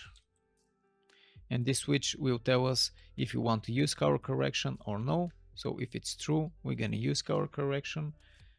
If it's not true, we're gonna warp directly and we are not going to use color correction. I'm gonna use a little bit like that to correct it, and this will go to my output, which will be my base color. We still didn't create the normal map, so we're gonna do it, and I'm gonna connect it over here. Now let's finish up our normal map. So we have our two texture samples with the normal map, and what we need here to do is we need to multiply with a normal intensity. So I'm gonna go over here, duplicate this texture 2D, change it to scalar, and name this normal intensity. All right, and I'm gonna check the preview. I'm gonna put the sort priority of 9, and I'm gonna append, and I'm gonna choose append vector, and I'm gonna append it 2 times by itself, just like that. And after that, I'm gonna duplicate and append it 1 more time with a little value of 1. So I'm holding 1 on my keyboard and adding this value to be 1. And now I want to have a static bool, which will be just like the advanced one that we've created, just like this one. I'm gonna move it over here, and this will be static bool, and this will be advanced instructions without the UVs over here. And I'm gonna set the priority to 10. Now let's connect everything. So here from our texture samples, I'm gonna create 2 multiplication nodes. All right, and the first one I'm gonna connect to A over here. All right. And the second one, I'm gonna connect my RGB to my second A. And for the B, I'm gonna connect the append to the second B and to this B. And of course, I'm gonna clean this up like always, like that. Clean this up like that. All right. And after we multiply 2 times, we want to create switches for our normals.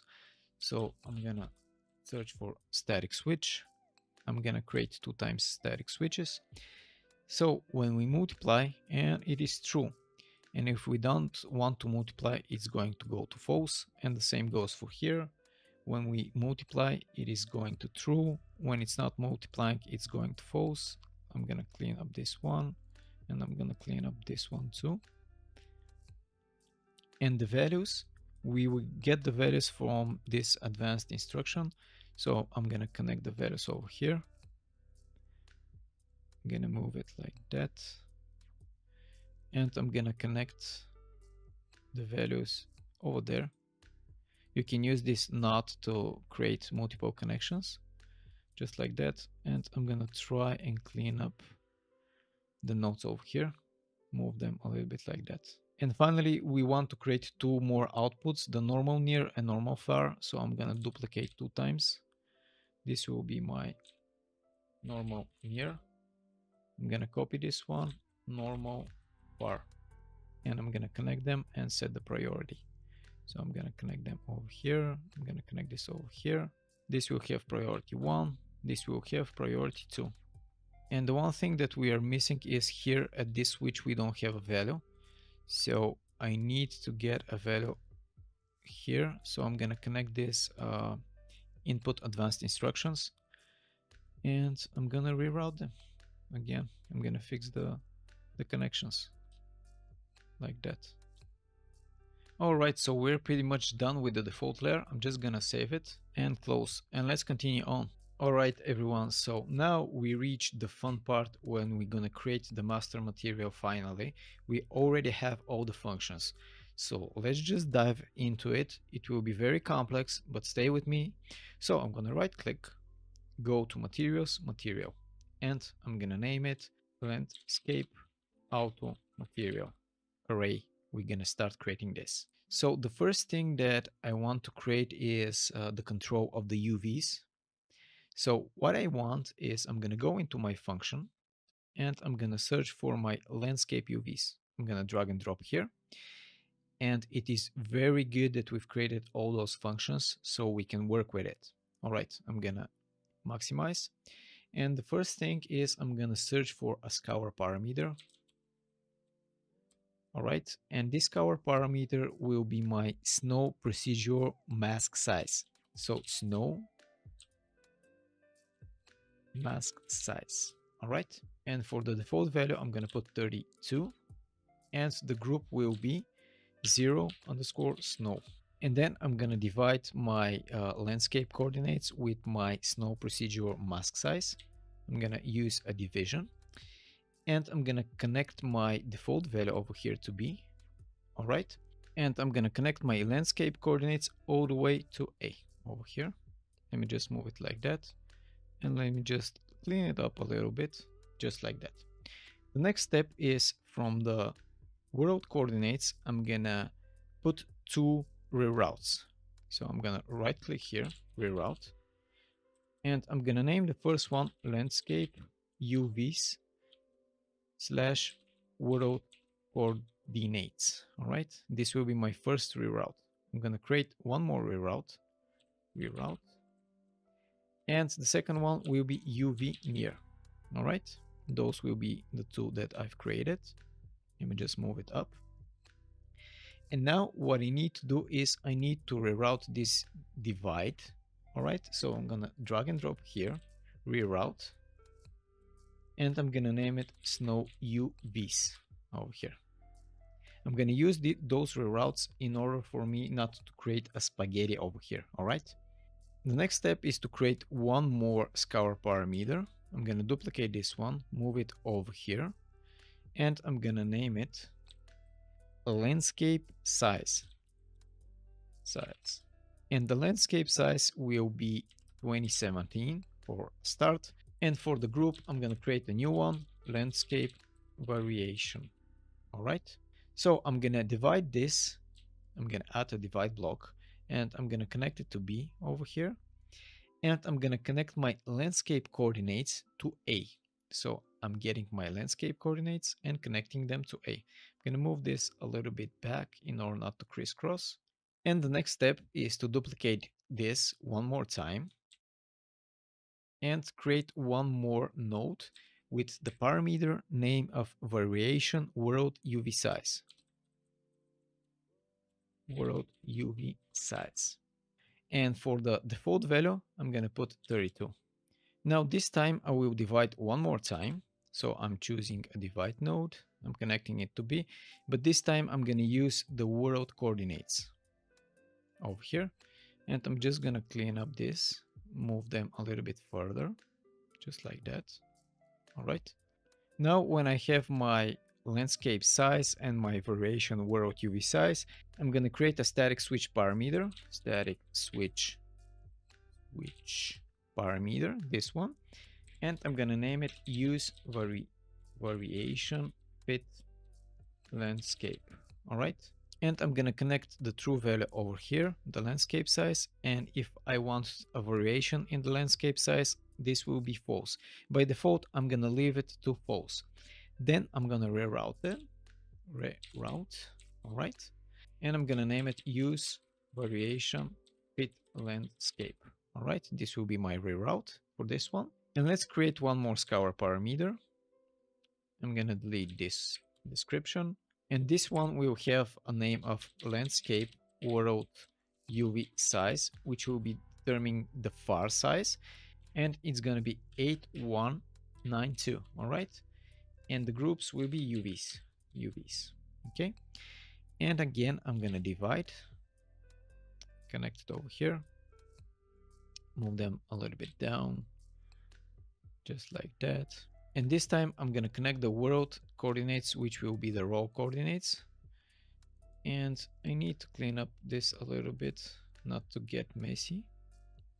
Something like this looks a little bit better. Let me move those a little bit down so that the text doesn't overlap with the UV near reroute.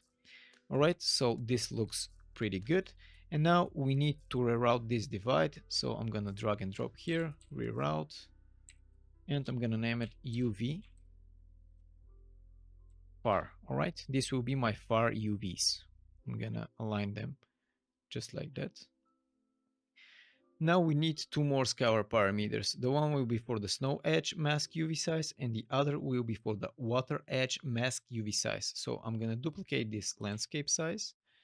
I'm gonna move it over here, delete everything from the description, and the first one will be snow edge mask UV size. All right, it will hold a default value of 256, and I'm gonna group it under 0 snow. Okay, now what I need to do is, again, I need a divide block over here, and I'm gonna connect this to B, and my A will use the landscape coordinates over here. All right, it looks pretty clean, still not messy. And now we need to reroute this because we're gonna use this a little later in our other blocks. So reroute and name this snow edge mask UV size. All right, I'm gonna align this. And finally, let me just move this a little bit up because I want to create one more node. And finally, we need to create the water edge mask UV size. So I'm gonna duplicate this one.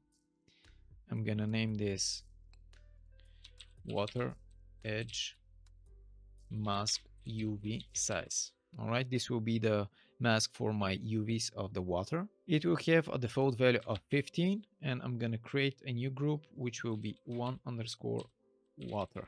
All right, and again we need to divide. I'm gonna duplicate this, connect it to B, move this a little bit down, and I'm gonna choose the landscape coordinates, connect them over here, and fix the connection not to look bad.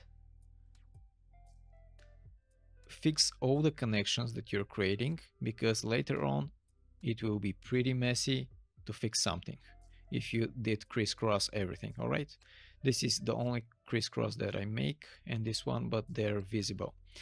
And finally we need to reroute this, and this one will be my water edge mask UV size, water edge mask UV size. All right, and we're pretty much done with the UVs. So I'm gonna select everything, click C on my keyboard and name it UVs. All right, so this will be my UV block.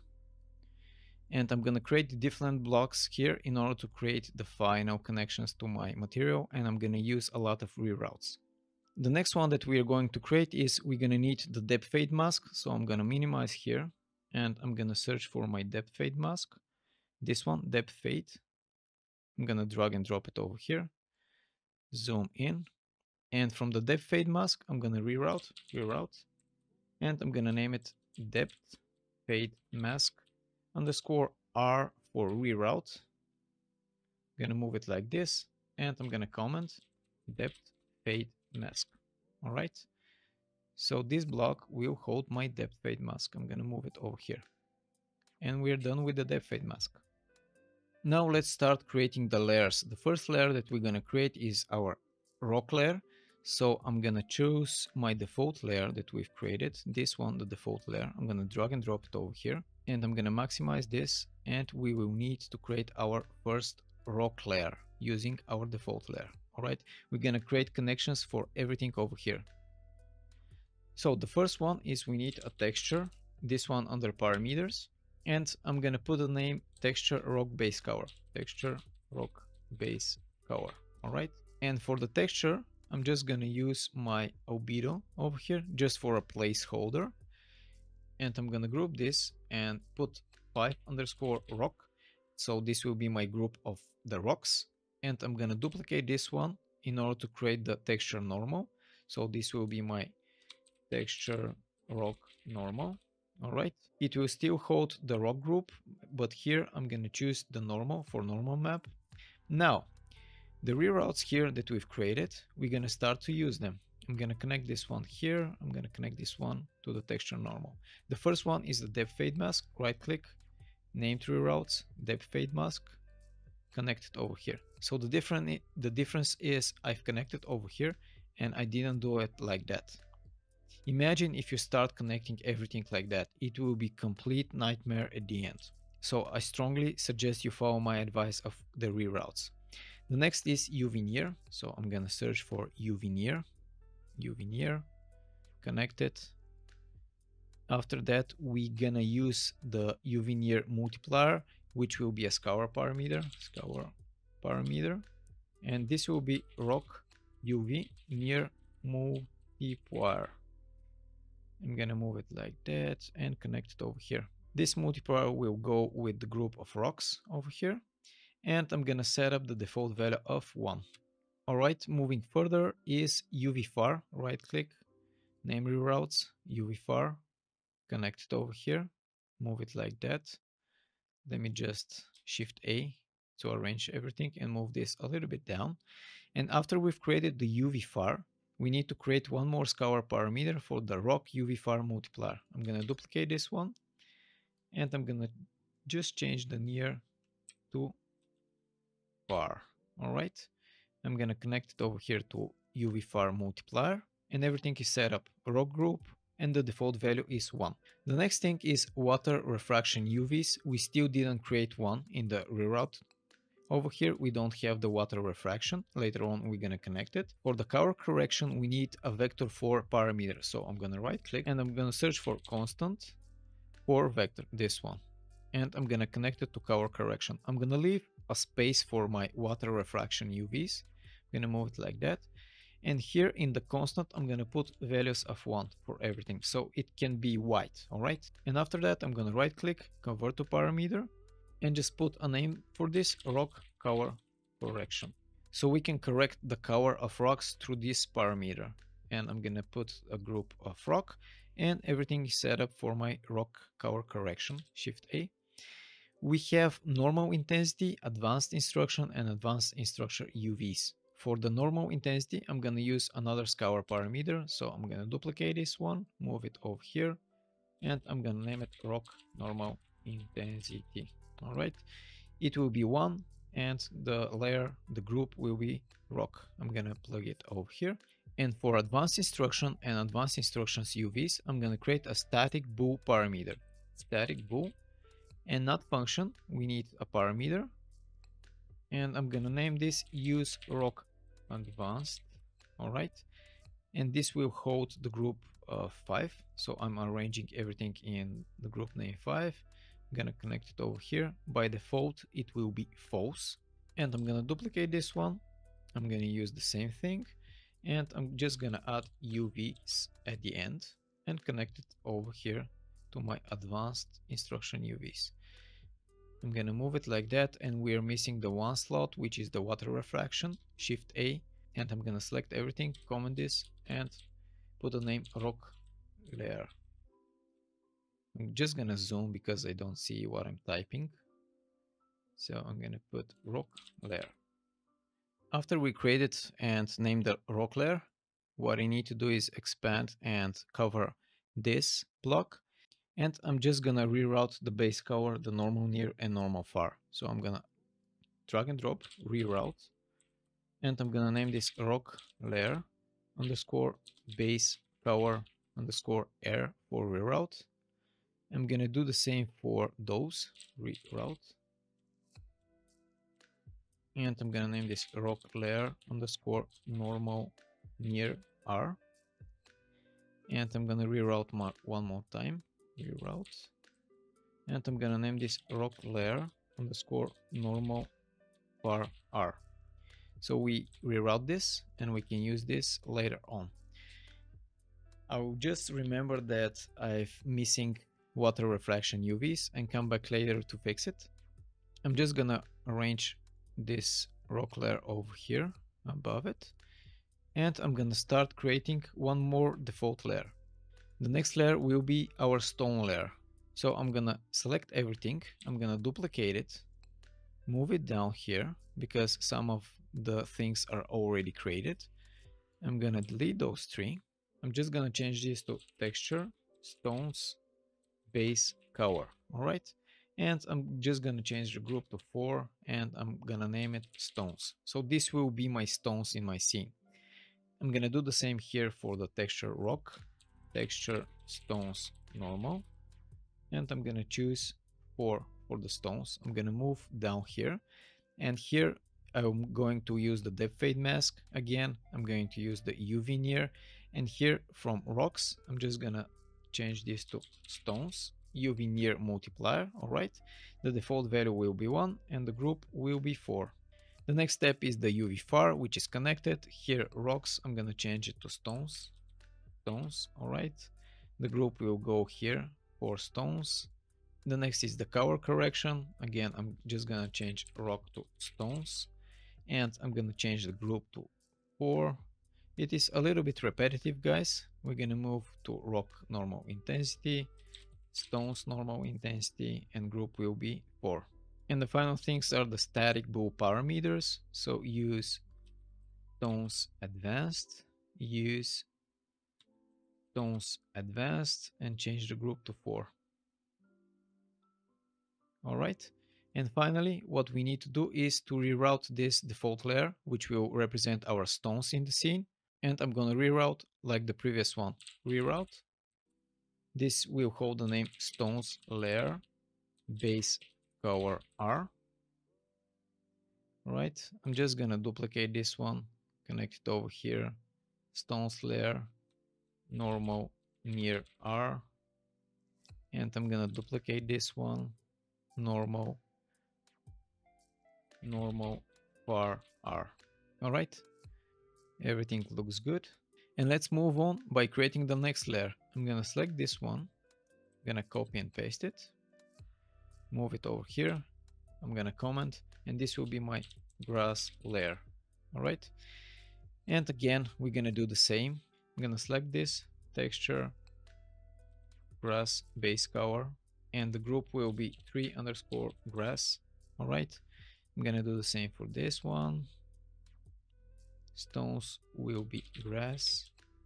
This will go to grass. Depth fade mask is okay. UV near is okay. Stones UV near multiplier, which will be grass UV near multiplier. This will go to my grass. UV far is okay. Stones will go to grass. This will go to the layer of grass. This will go the same, grass. Color correction, it will be grass. Moving further, stones normal intensity, grass normal intensity, change the group. And I'm gonna change this one to grass and this one to grass. And I'm gonna go back to the names, grass. And this one will be grass. All right. I'm just gonna delete those because I want a different color. Reroute. And this will be grass layer underscore base color R. I'm gonna duplicate 2 times. Normal far. So this one will be my normal near R. And this one will be normal far R. I'm gonna shift A. I'm gonna move this a little bit up. And right now we have our rock. And this is not our rock layer. This is stones layer. Yeah. And our grass layer. we need to create 2 more layers. I'm gonna copy and paste this one, move it like that. I'm gonna comment, and this one will be my dirt layer. And let's do the same for this. It will be 2_dirt, and this will be holding the name of dirt. Move to the normal map, the same dirt. Here it will be dirt. Depth fade mask is okay. UV near is okay.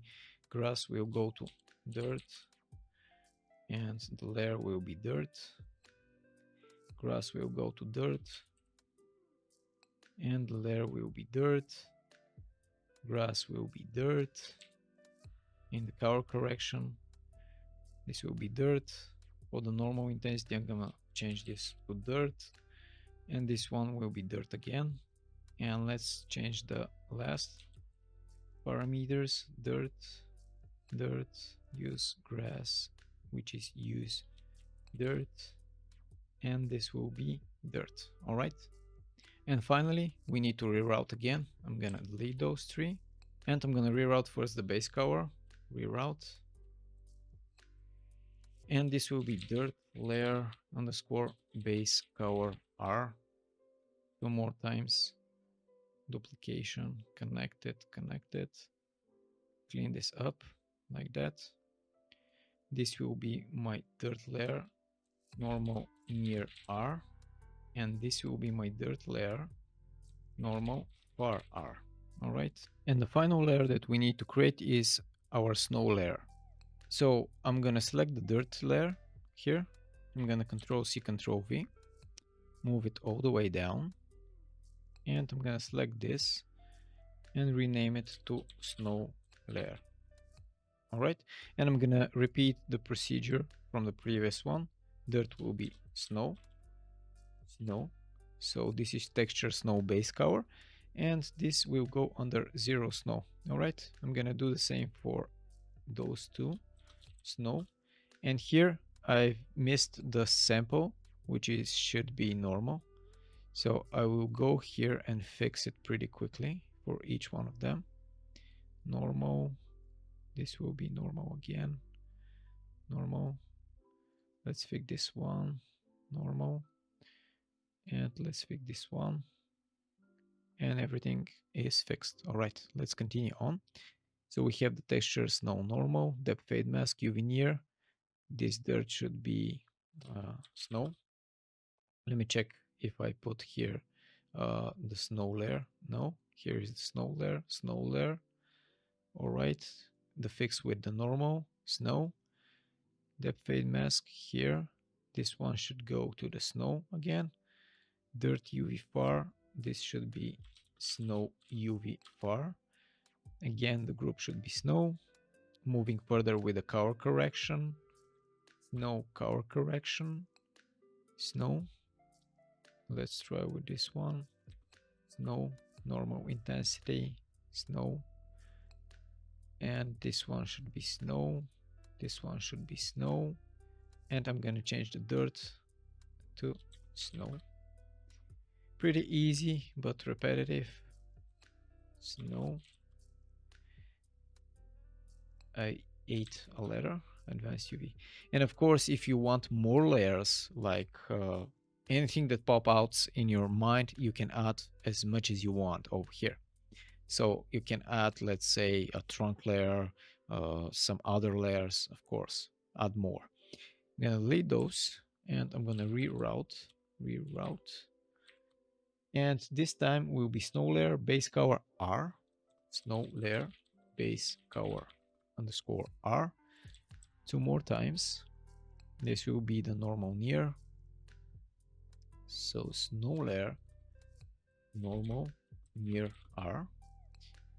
The next one will be snow layer normal far R. All right, Shift A. And we've created one more layer, which is our snow layer. The next step is we need to create opacity mask. So I'm gonna go here and search for landscape visibility mask over here, this one. And I'm gonna reroute this reroute, and I'm gonna name it Opacity Mask Landscape Visibility Mask R. So it will be, let me just expand it, Opacity Mask Landscape Visibility Mask R. I'm gonna queue those and I'm gonna comment Opacity Mask. This will be my opacity mask. I'm gonna move it like that. And the next block that we're going to create is our remove foliage. So we're gonna have a layer on our landscape where we can paint in order to remove foliage. For example, if you want to create a road, we can just delete some foliages that was auto spawn on our auto material. So I'm gonna use this opacity mask that I've just created. So let me just find it. All right. And I'm gonna right click and search for landscape. And I'm gonna find this landscape layer sample. All right. And I'm gonna name the sample remove foliage. All right. So I'm gonna have a layer where I can remove the foliages from anywhere on my landscape.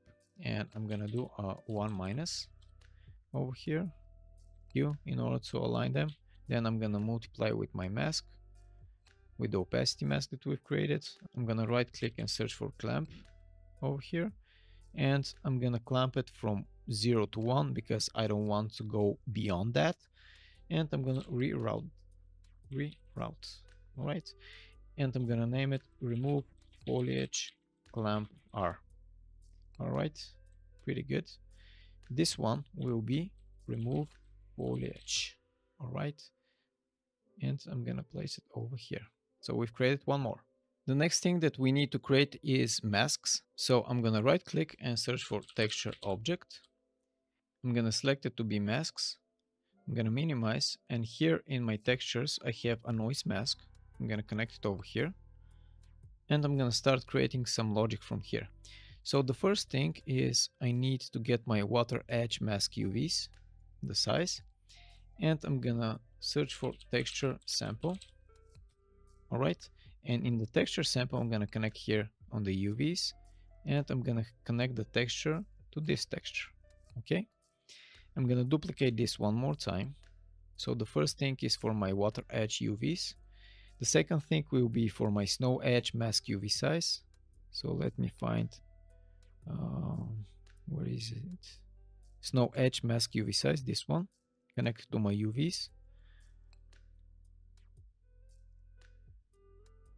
And I'm gonna connect my texture object over here to the texture.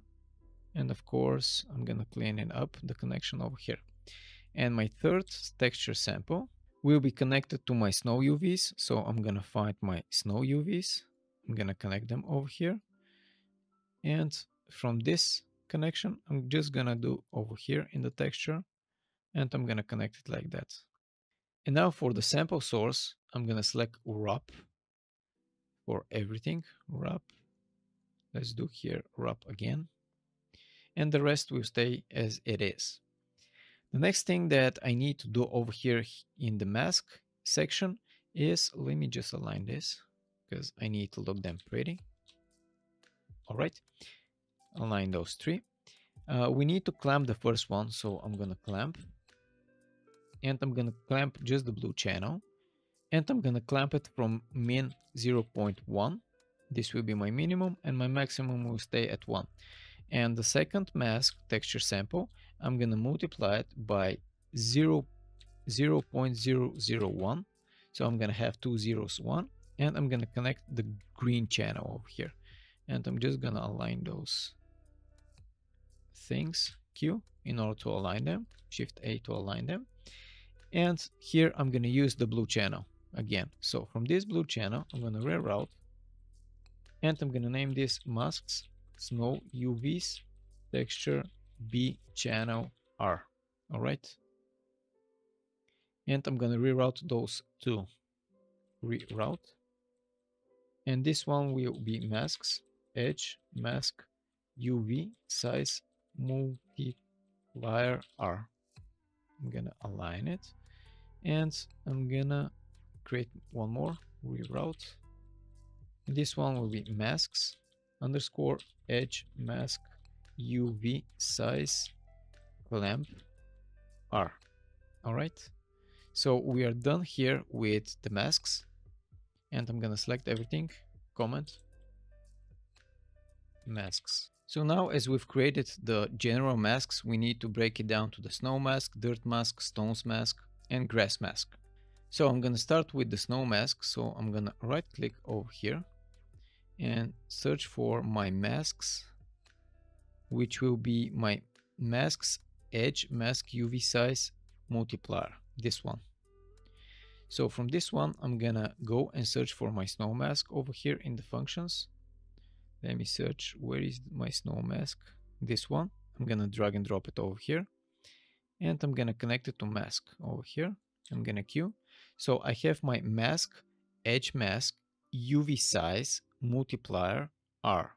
And then from the snow mask, I'll just need to reroute the snow vertex mask and pixel mask. So I'm gonna reroute. It's pretty simple. Snow mask. This will be my group. Snow vertex mask R. And I'm gonna duplicate this one, connect it over here, and I'm gonna name it snow mask, snow pixel mask R. All right. And this will be for my snow mask. Snow mask. All right. This is our snow mask. Let's continue on with the dirt mask. The dirt mask will use a slope mask. So I'm gonna go and find where is my slope mask. This one. I'm gonna drag and drop this function. I'm gonna maximize, and we need a scour parameter over here, and I'm gonna name this dirt slope power. This will define the power of my dirt, and I'm gonna put here dirt, and for a default value I'm gonna put 1 to 8. All right, I'm gonna connect it to my slope power over here, Q, and again we need to reroute. Will be dirt mask slope mask R, and I'm gonna duplicate this one, keep the dirt mask, and this will be slope normal mask R, and I'm gonna connect it over here, Shift A, here I'm gonna use Q, and I'm gonna comment this one, dirt mask. The next one is our stone mask, and I'm just gonna duplicate those two, move them a little bit down, and this one will be my stones slope power, the power of the stones. And for the group, I'm going to choose stones. And for the default value, I'm going to use 2. And I'm going to use again a slope mask over here to define the slope of the stones. And here I'm going to define a new reroute. And it will be stones mask slope mask R. I'm gonna duplicate this, I'm gonna connect it, and I'm gonna rename this to slope normal mask R. All right, Shift A, and we have created our stone masks, stones mask. All right, and the last mask that we need to create is our grass mask. I'm gonna duplicate again those two, and this one will be my grass slope power. It will hold a group of 3, and it will start from something like 8. And again, I'm gonna reroute here, reroute, and here will be grass mask slope mask R. I'm gonna duplicate this one, and this will be my grass mask slope normal mask R. All right. Let me just move it like this, and I'm gonna comment grass mask. Sounds good. And I have created my snow mask, dirt mask, stones mask, and my grass mask. The next mask that we want to create is our water mask. So I'm gonna minimize over here and search for my water mask. Here, water mask. I'm gonna drag and drop it over here. I'm gonna maximize, and I'm gonna use the reroutes. I'm gonna search for my snow vertex mask R. So snow vertex mask R, this one. And the next one will be edge mask UV size, which will be the clamp. I'm gonna search for edge. I'm just gonna here type in the search edge clamp. This will be the edge mask UV size clamp. And I'm gonna connect it to this one, to the mask S. And the first one, the snow vertex mask R, will go to the snow vertex mask over here. And I'm gonna just reroute, and I'm gonna name it water mask R. I'm gonna queue those two, and I'm gonna move this one over here, and this will be my water mask. All right, let's move this a little bit down over here. So let's arrange them. Here are our masks over here. And the next thing that we want to create is our layer blend, and this will be a huge one. So I'm gonna find my layer blend. I'm gonna drag and drop it over here. And we're gonna start using all the reroutes over here and start connecting to my layer blend.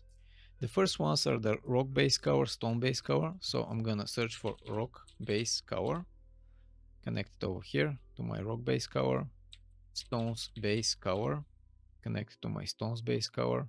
This will be pretty easy, but it will have a lot of components. Then we have the grass base cover, grass base cover. We have the dirt base cover. All right. Then we have the stone mask, which is a slope mask stones. This one, the slope mask, not the normal one. I'm gonna connect it over here. So I'm connecting the stone mask, slope mask R. Then we have the depth fade, which is the depth fade mask R, this one, connected to my depth fade. The next one is our grass mask. Again, we need the grass mask slope mask without the normal, grass slope, not the normal one, just the slope mask, connected here. Then we need the dirt slope, again the basic one without the normal. I'm just gonna move this a little bit down. I'm gonna shift A those and move them a little bit like that to arrange them. All right, so we've made half of it. The next is the rock layer, which is the near normal. So I'm gonna search for rock near normal, and I'm gonna connect it over here. So this is my rock near normal, which is the rock layer. Then we have the rock far normal. So rock far normal, connect it over here. After that, we have the stones near normal, We have the stones far normal. And let's start connecting them. Stones near, stones far. Move it like that. I'm gonna shift A again, move them a little bit down. Then we have the grass near normal, grass far normal, grass near, again grass far. Let's connect the grass near, let's connect the grass far. The next is the dirt near normal, Then we have the dirt far normal, and let's connect the dirt near over here. Let's connect the dirt far over there. We have the snow near normal. Then we have the snow far normal. So snow near over here, then snow far over there. After that, we have the stones normal mask. I'm gonna put this, but this time we need the slope normal mask of the stone here. Stone mask, slope normal mask, not the original one. Then I'm gonna connect it over here to the stones normal mask. Move it like that. Shift A. The next one is the grass normal mask. So I'm gonna search for slope normal, which will be my grass. All right. And I'm gonna connect it over here. So I'm choosing the grass mask slope normal and connecting it to grass normal mask over here. And then the next one is the dirt normal mask. So dirt slope normal one, not the slope mask, but the slope normal. I'm gonna put it over here. I'm gonna zoom out and connect it over here. And the final one will be my snow vertex mask. I'm gonna place it over here at the bottom. All right, we are almost finished with this one, guys. And we've created our layer blend. Pretty complex, a lot of things over here, and that's why I'm using reroutes.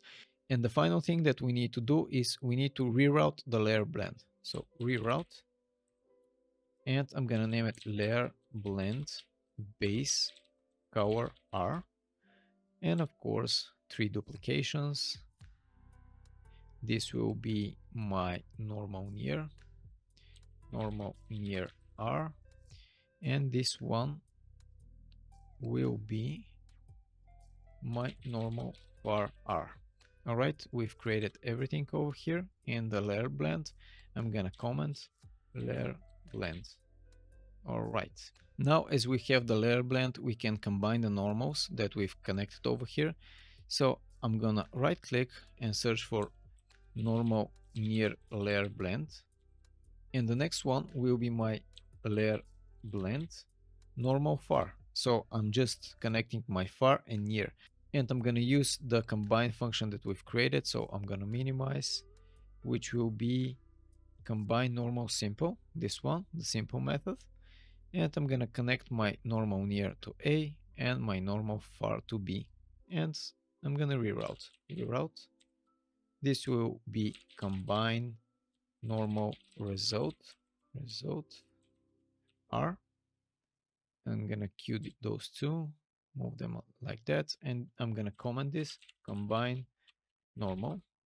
And now I've combined the normals from the layer blend, and I'm gonna move the combine normal over here. I have a little space over here free that I'm gonna use.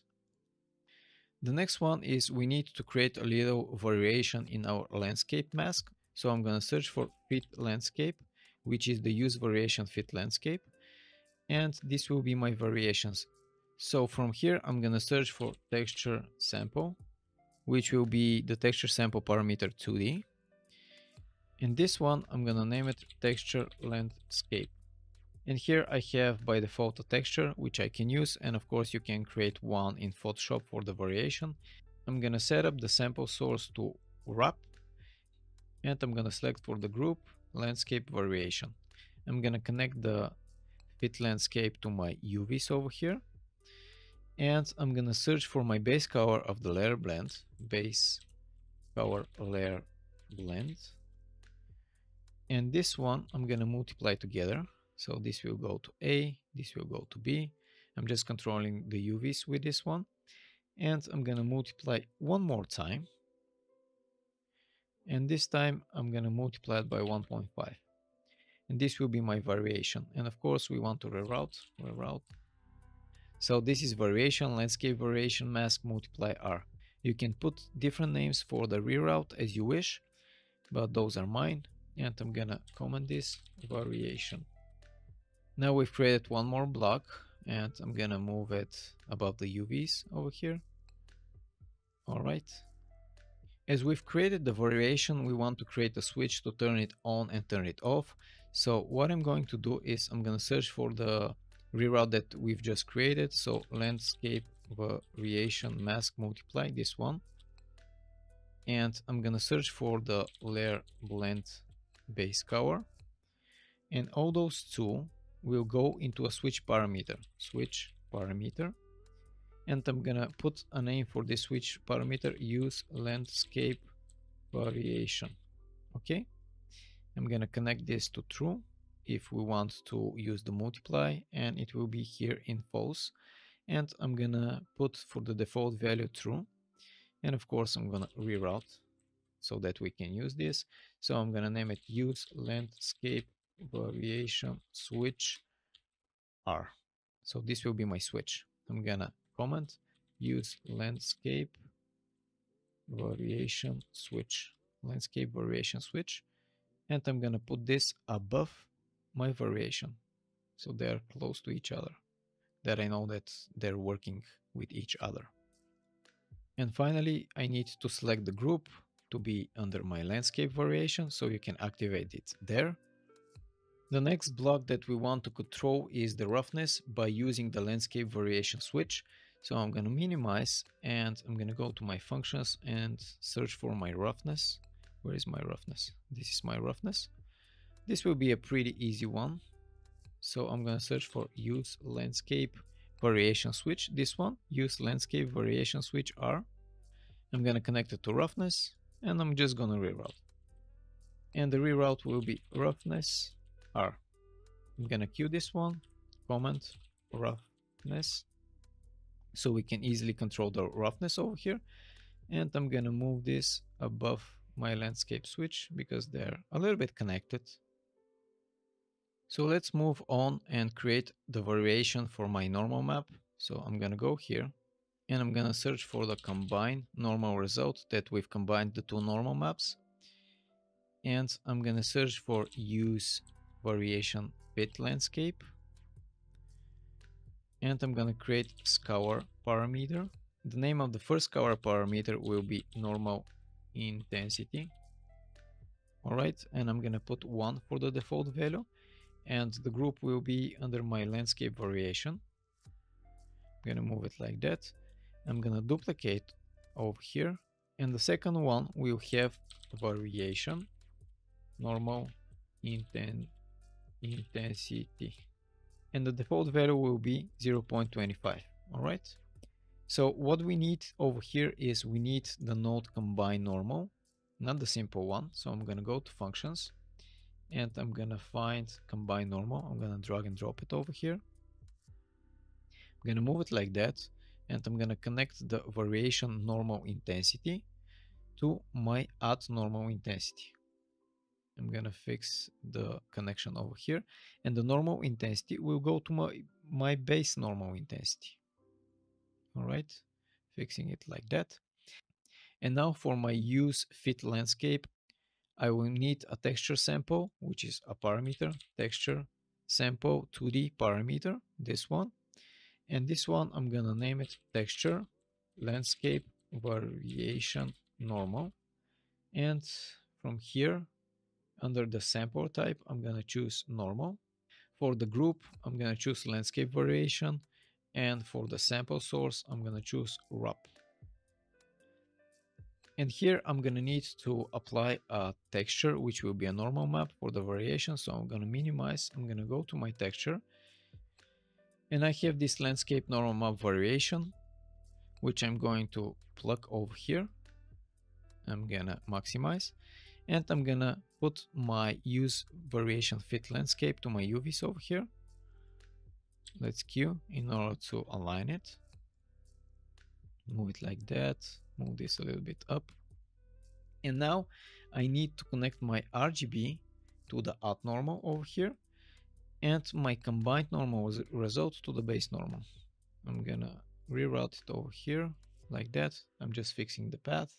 And then I need a static switch parameter in order for me to turn it on or turn it off. So static switch parameter, which is over here, static switch parameter.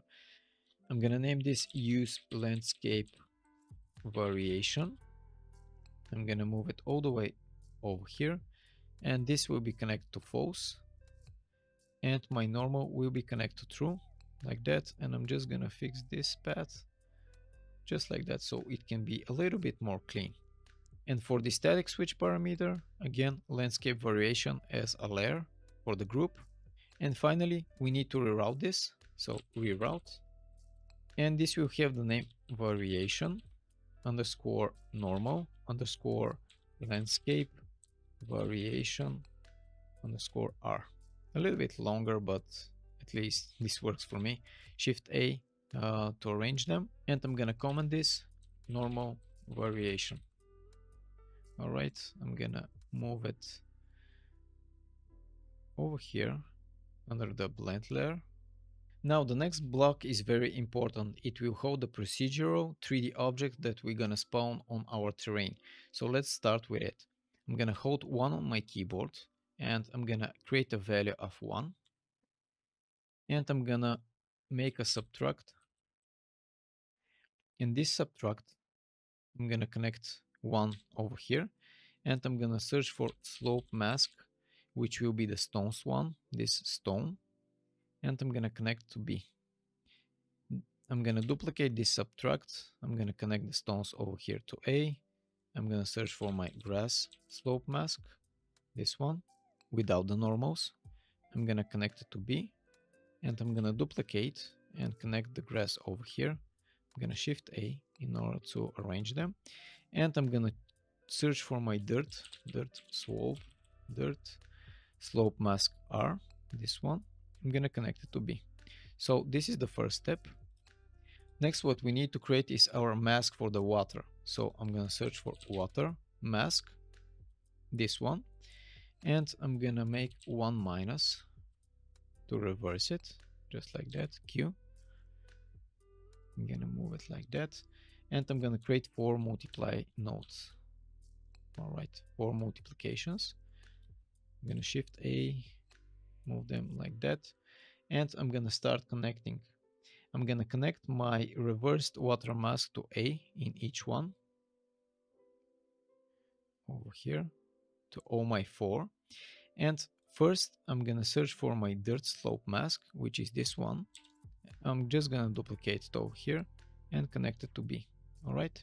The next one, the subtract, will go to B over here. The second subtraction will go to the second multiply node, and I'm just gonna fix this path over here so it can look a little bit more clean. And the first one will go to B in my first multiplication with the water mask layer, just like that. I'm gonna select those, I'm gonna comment them, mask water, and I'm gonna move on with the next one, which is the mask snow. So for the mask snow, I'm gonna search for my snow pixel mask, all right? And I'm gonna create a little logic over here. First, I'm gonna multiply it. I'm gonna Q over here, and I'm gonna multiply it by 4. And after that, I'm gonna search for 1 minus.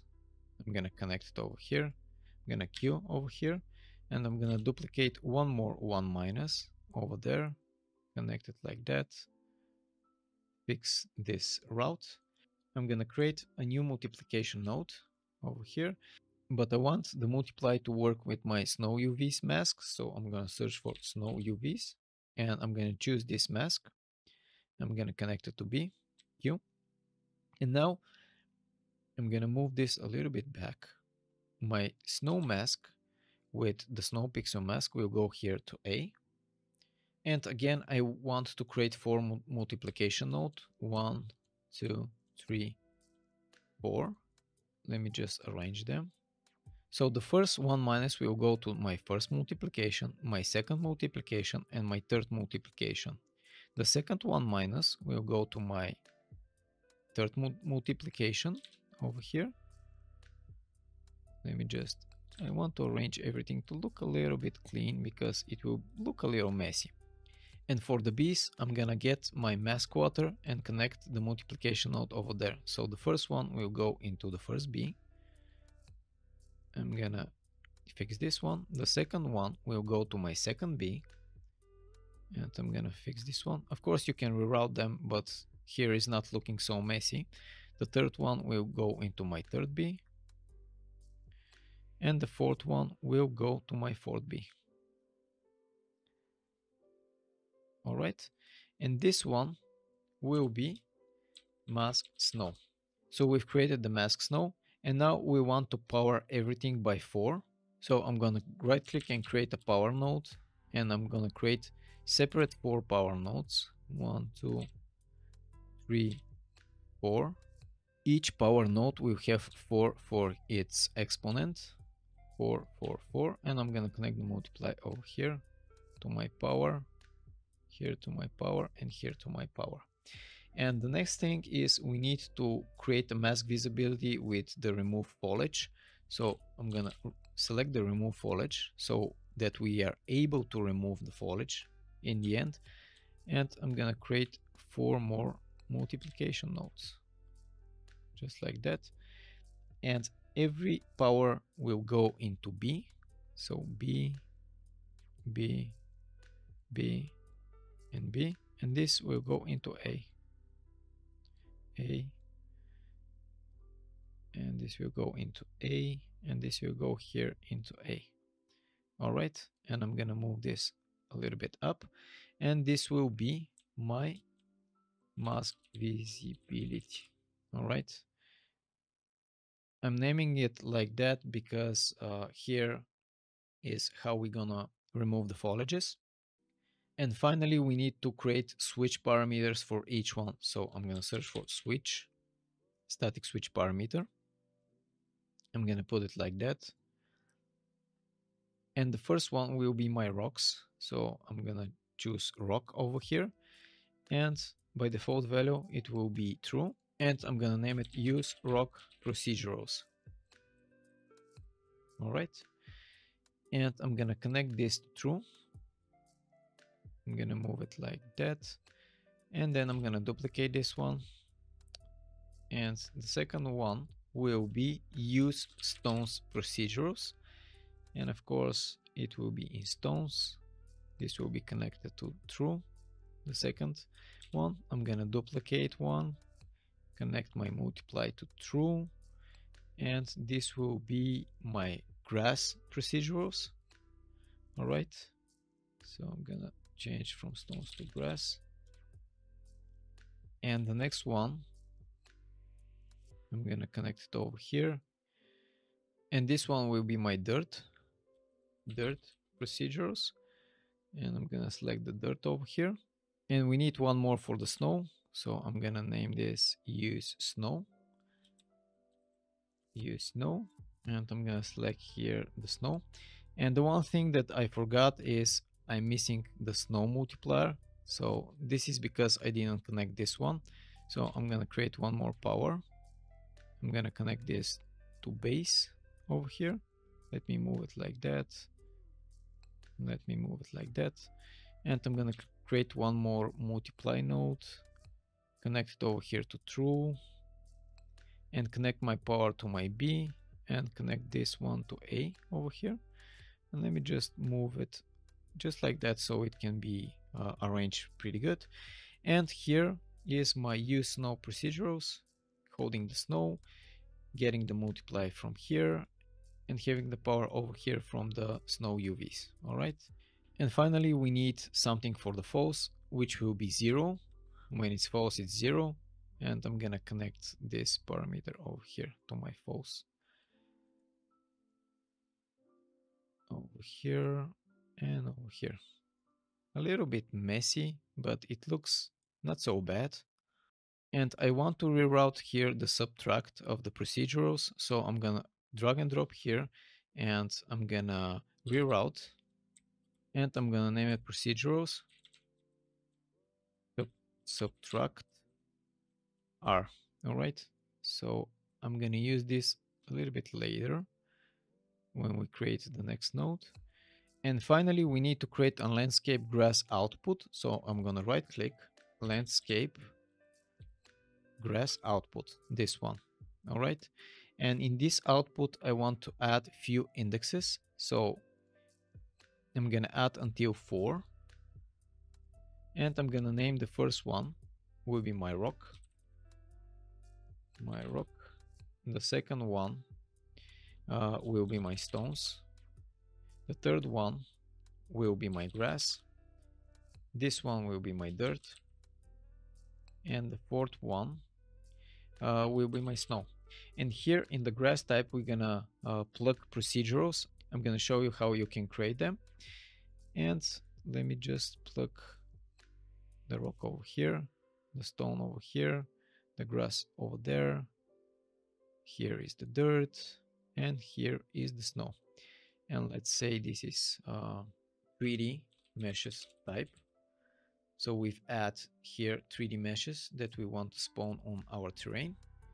And finally, I'm gonna comment all this block with the name of procedurals.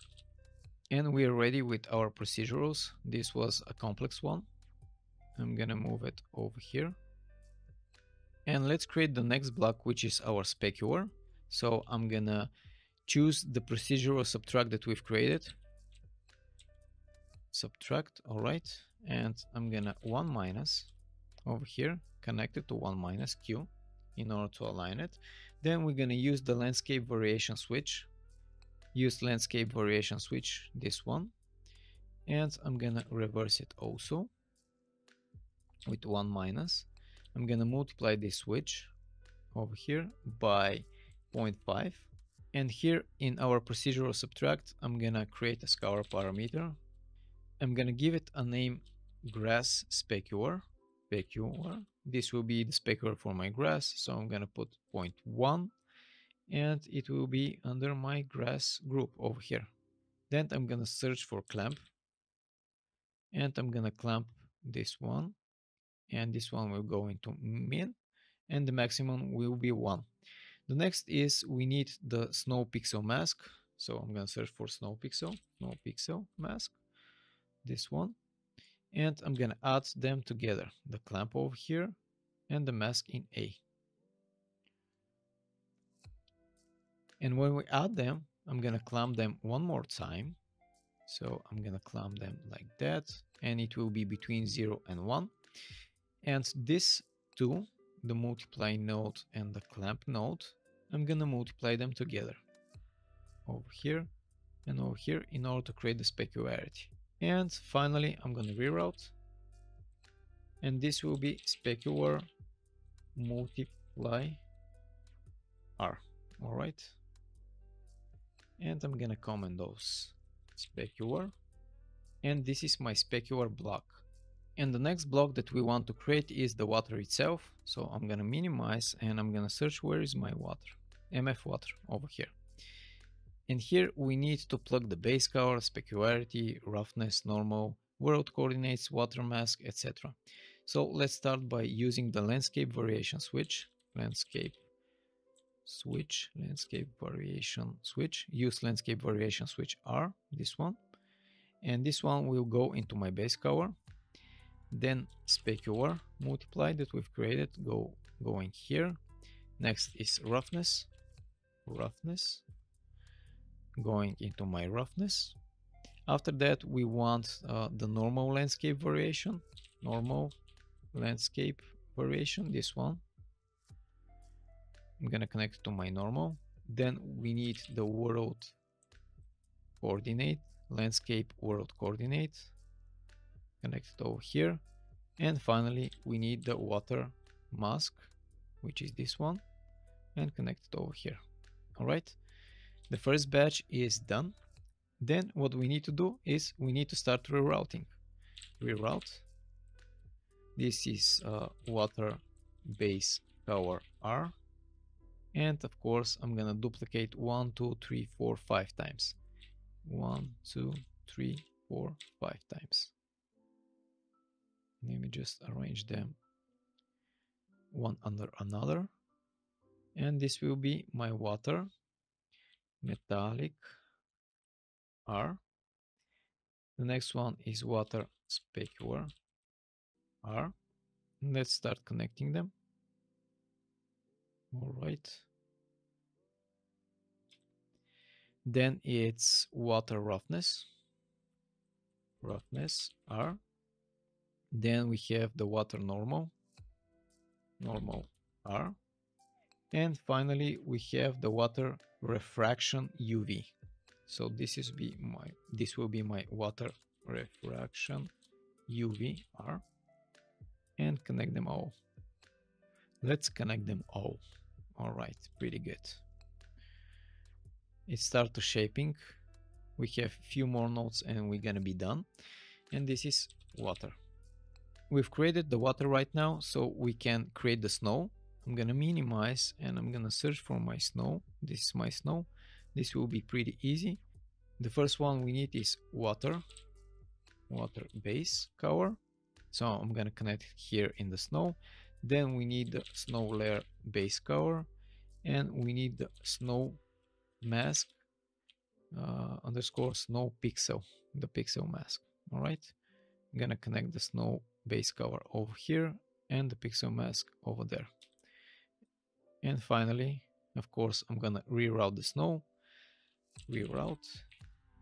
and this will be my snow base color R. So this will be the base color of the snow. I'm gonna comment snow. And finally, before we create the material connections, I want to create a little block which will be for debugging. So the first thing is we need the stone mask, which is the slope mask over here. Then we need the grass mask, the slope mask over here. And we need the dirt mask, again the slope mask. And you can enable this to debug and check how all the things are working. So I'm gonna subtract, and I'm gonna subtract here A and here B. I'm gonna duplicate this one and subtract again with the dirt mask. This will go into my A, this will go into my B, like that. And I'm gonna search for append vector. So I'm appending the two subtracts over here, getting them together. Then I'm gonna append one more time, and I'm gonna append with the dirt mask over here. I'm gonna move this a little bit down. All right. Then I'm gonna need to get the water mask, which is the mask R, and I need to get the snow mask, and this will be my pixel mask. All right. Shift A, and from this append I'll subtract. Append will go here in the subtract, and my water mask will go over here, and I'm gonna subtract one more time with the snow pixel mask. All right. And I'm gonna create a static switch parameter over here, and I'm gonna name this parameter debug mask snow water. So we can debug the snow and water, and I'm gonna name it debug over here for the group, and the default value will be true. For the false, I'm gonna choose the append before the snow and the water over here, and if it's true, I'm gonna select the subtract over here. I'm gonna duplicate this parameter once more because I want to debug the snow and water without the masks. So this will be my debug for snow and water without the mask. It will be false by default, and I'm gonna connect this debug over here to false, and I'm gonna create one more snow mask, and I'm gonna use the snow pixel, and I'm gonna use the water mask, which is the water mask R over here. All right, and I'm gonna append vector once again, append to A, append to B, and this will go into my true value. All right, and finally we need another switch that will turn it on and turn it off. So I'm gonna duplicate, and I'm gonna name it debug. The true value will go over here, and for the false value I'm gonna get the snow base cover, this one, and this will go into my false, and I'm gonna reroute this, reroute, and this one will be my debug R for the reroute. So this is how our debug block looks like. I'm gonna comment debug, and I'm gonna move it all the way over here. And we've created a lot of blocks over here, and we've come to the final one. And the final one is to connect everything to my landscape auto material. So for the base cover, I'm gonna connect my debug so I can turn it on and turn it off. Debug for my base cover. For the metallic, I will connect the water metallic R over here to the metallic channel. To my specular, I'm gonna connect again the water specular, because the water is the lowest point. And then for the roughness, roughness. All right, connect the water roughness over here. I'm gonna shift A. The next thing is that we need an opacity mask. So I'm gonna click on my auto material over here, and in the blend mode, I'm gonna choose masked. And once I choose masked, the opacity mask is turned on. So I'm gonna search for my opacity mask landscape visibility mask. All right, I'm gonna connect it here. And finally, we need to connect the water normal over here to the normal. And our automatic master material is finished. So I'm gonna just comment this and name it auto material final connections. Now this is our landscape auto material, and what I want to do is I want to create an instance of it. I'm gonna right click and create material instance, and I'm gonna name it MI for material instance landscape auto material. All right, we'll have all the parameters that we've created over here. And few things that I need to fix over here. I thought my material was ready, but now in the dirt section here, I've left the group. I need to place here dirt, and here dirt. And over here we have water refraction that we didn't connect, so I'm gonna connect it right now. Water refraction, this one. I'm gonna connect it over here. I'm gonna search for water refraction, and I'm gonna connect it here to the snow over here. I'm gonna move all the way up and connect my water refraction over here in my grass, I believe. Yeah, here one more. I'm gonna connect it over here in my stones, and over here that we left it, this is in my rocks. I'm gonna save right now, and we fixed that problem. I'm gonna go all the way down, select my landscape, and into the landscape material I'm gonna drag and drop this one, the instance. And now we have our water, we have some shades over here, and we have our placeholder textures. I'm gonna double click on my material.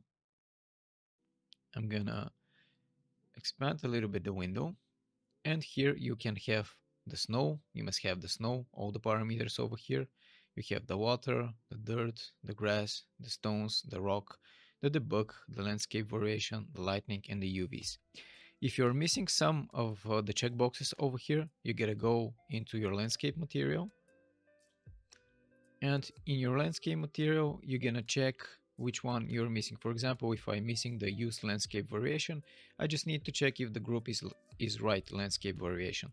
So if you're missing any of those parameters over here, you need to go back to your landscape auto material and just check the switch or the scour parameter and add it to the group. So I'm gonna scroll slowly here so you can pause the video and check if you're missing any of this, because it was a complex auto material and of course you can make some mistakes. All right, all the way up. Okay, so now I'm gonna start by enabling the textures over here. So I'm gonna enable the texture for my snow, and let me go all the way back to the mountain over here. So when I plug my snow, I've already downloaded few textures from Megascans library. So I'm gonna expand, I'm gonna go to my surfaces, and I'm gonna search for my snow, and I'm gonna start plugging my snow texture. This will be my base color, and this will be my normal map. And as you can see over here, we already have a little bit of snow. I'm gonna hit save. So I've added my snow texture. Now let's move on, and I'm gonna check the use water because I want to use water on my layers over here. Let me just go over here so we have a little bit of water. The next is the dirt. I'm gonna enable the dirt, and I'm gonna go to my dirt texture, plug it over here, plug this normal map, and we start getting some dirt around the water over here, as you can see. All right, pretty good. The next is the grass. I'm gonna enable the grass. I'm gonna go to my wild mossy grass, drag and drop the textures over here, and now I have a little bit of grass over here. Later on I'm gonna color correct them and fix everything.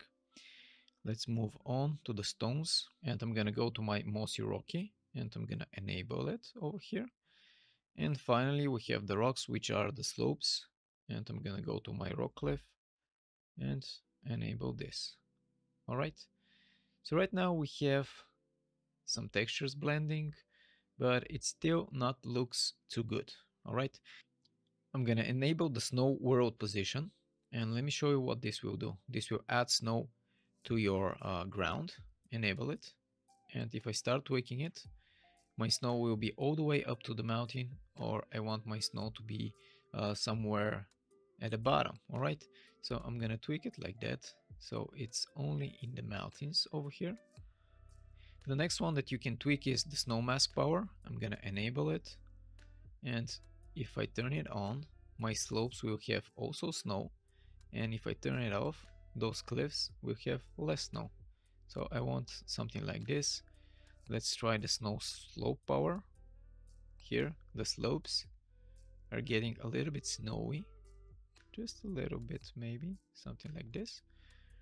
It looks better. I'm gonna color correct later on all the things. And you can pretty much tweak all the parameters in the snow and get your final result. The next thing that we're gonna set up is the water. So let's go to the water over here. All right, to this puddle. And I'm gonna select a new water color. So I'm gonna enable it. And I already had a hex color for it. So I'm gonna add it over here. And this is my color of my water. Then I'm gonna select the water edge contrast. And I'm gonna put it to 2.4 over here. So right now, I'm just creating this believable water. So if I start tweaking the edge contrast, I'm gonna expand it and it's gonna look a little bit ugly, but you can take it off and you're creating this wetness. Let me try 1.8. All right, you have this wetness over here. You have this moving of the water by using the procedurals. All right, that looks already good. Then you can tweak, for example, the normal intensity. You can boost up the ripples over here. You can tweak them down. You can reverse it. You can make something like an ocean.